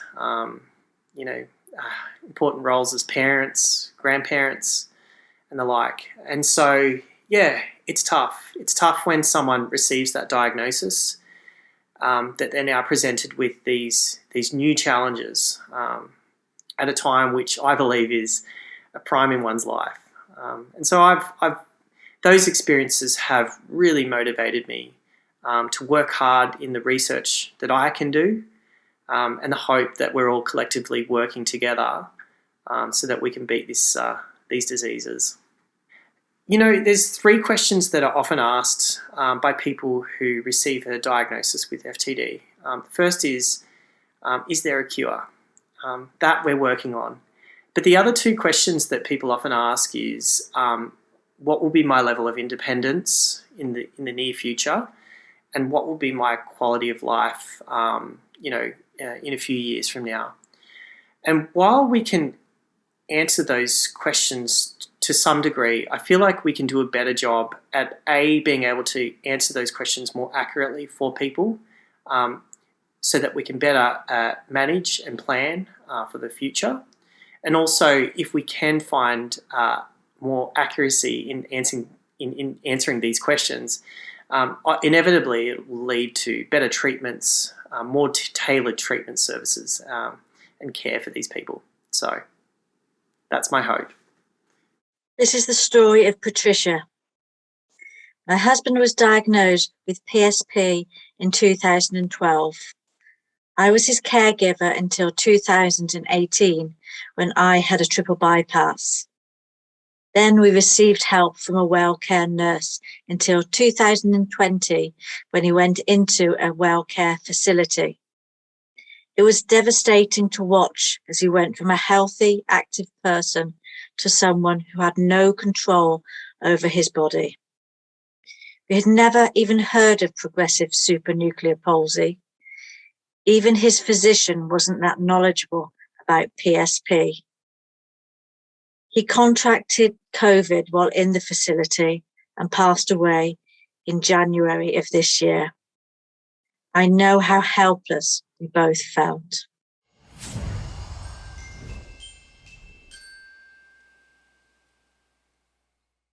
Hello, my name is Camille Painter and I'm a speech-language pathologist and I work at neuropsychiatry at Royal Melbourne Hospital in Melbourne, Australia. And I work as a speech-language pathologist because I have a real passion for communication and I got involved with working with people with FTD to support them, their families and their carers, specifically or especially from a communication perspective. I thought it might be helpful today to talk about typical communication and how it works. If you're lucky, you've never had to think about how communication works because it just happens naturally. But it's actually a very complex task, and communication impairment isn't often well understood or recognised by other people. So I'm going to give a quick explanation of speech, language and communication. Speech is produced by highly coordinated movements of the lips, mouth, tongue and vocal cords and the respiratory system. And speech can be impacted by damage to those actual muscles or the parts of the brain responsible for controlling those nerves and muscles. Language, that's the words, the sentences, it's grammar, reading and writing. And language is a two-way system. So we have to understand or comprehend, and we also have expression. And expression can be in the form of speech or writing or drawing or sign language.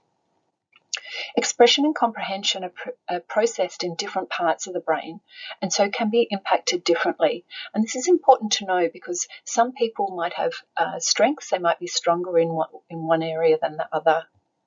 Now, communication encompasses speech and language, but also non-verbal behaviours such as body language, gesture, tone of voice and eye contact. And these are really important aspects of communication because we can communicate a great deal without using any words.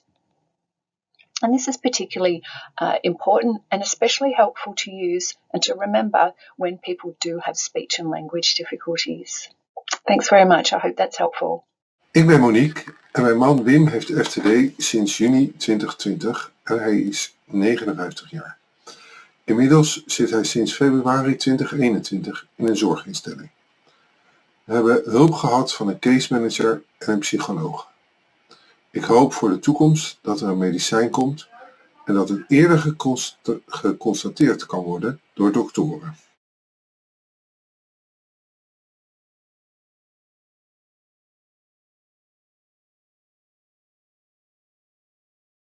Partner with Steve, and Steve is one of the most principled people I have ever met, and I think he and I, at least I'd like to believe, share a lot of the same values. And so it was a very easy way to connect. And it was also so easy to talk to Steve. He always was incredibly thoughtful with any of the discussions that we had. And there was a very wide variety of discussions, a lot like many of the other pairings. I mean, Steve and I talked about everything from, building a business to current economic and political policies to, historical events even. And I wrote about this in my reflection, but some odd link between the Colombian drug cartel and the Soviet Union as it was falling in the 90s. So Steve and I really covered everything, and that's really a testament to how much we covered there. But in any case, I was lucky enough to meet Steve and Anne, despite them living up in Minnesota. They were on a road trip, and it was actually to Florida, and they'll never let me forget that because it was in February and it was freezing here. But in any case, just such an amazing person. And also what I want to end with here is that I really very envious of the life that Steve lives. He lives such a fun life. I mean, has so many great friends, has a great wife in Anne. He's very proud of his kids, his 3 kids, which is another reason I'm very thankful also that he found time for me too, despite having so much to be proud of with them. And really just an amazing guy with an amazing story. Scott is really, he is the whole thing. And he is a very smart guy. And it was fun. I always looked forward to that part of the month where we have our topic, and it would get me, it made me to get ready because Scott was going to be there, and I liked that. And we did have a chance to have three of my best friends in Florida, and we had Scott come in through, and we had a session with all of us, and it was just, and they learned about me that they didn't about me, and we learned about everything, and it was a good thing to do. And I know one of the best things I could say about Scott is the three friends that I had in Florida. They wanted this. They all said at the end, "I want Scott to be my doctor." So they're already writing line up for you. Okay.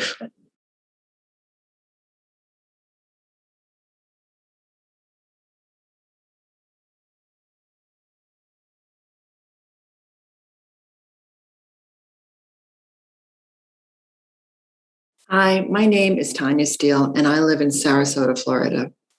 My beautiful husband, Robert Steele, passed away from frontotemporal degeneration on December 12th, 2019. We've been married for 27 years, and he was an amazing father and husband. My wish for World FTD Awareness Week is twofold.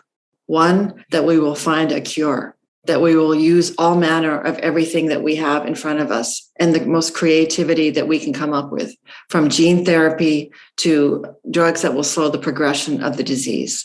We need to fight this in every possible way. We need a moonshot for dementia.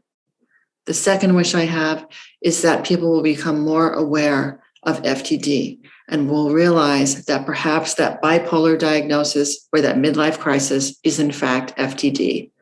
By us raising awareness of FTD, we can then get more funding to find a cure, as well as help and support for all of the loved ones and the patients that are going through this very difficult journey. That is my wish for World FTD Awareness. Hi, my name is Cheryl Whitman. I live in the Bronx, New York. I was diagnosed with primary progressive aphasia in 2013. It impacts my life in a lot of ways. Most recently, my short-term memory is really bad, where I can't remember a lot more words. I don't recall them at all. It's not like I can pull them down anymore.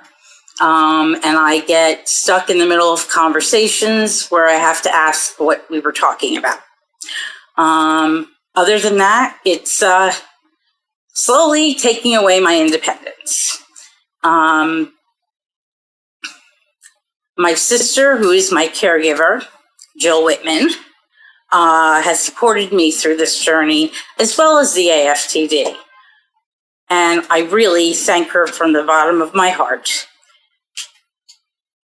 I have hope for the future because of the studies, the trials, trying to find what causes FTD, all the fundraising that I and other people from the AFTD or just in general having FTD get involved, and we all advocate, spread awareness, and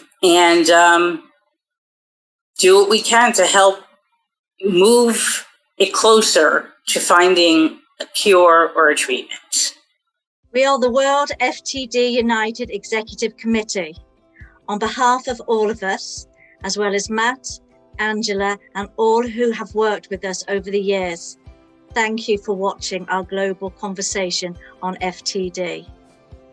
We particularly want to thank all those who contributed videos, our friends and colleagues who recorded written messages, all who've helped promote the project, Raphael Visconti for his wonderful design and artwork, and our editor, John Tokic. The Italian FTD Association, AIMFT, for organising and helping to fund Raphael's work, and AFTD for their generous support of this project. Thank you and goodbye from the United Kingdom. Dank u wel en tot ziens vanuit Nederland. Thank you and goodbye from the US. Gracias y adios a todos desde Nueva Jersey. Дякую, до побачення з України. Grazie e arrivederci dall'Italia. Thank you from all of us at AFTD. Thanks and goodbye from Australia. From all of us at World FTD United, we hope you'll continue the conversation throughout the year. Please share the things you've learned and encourage others to watch the conversation as we all work to raise awareness of FTD. Thank you and goodbye.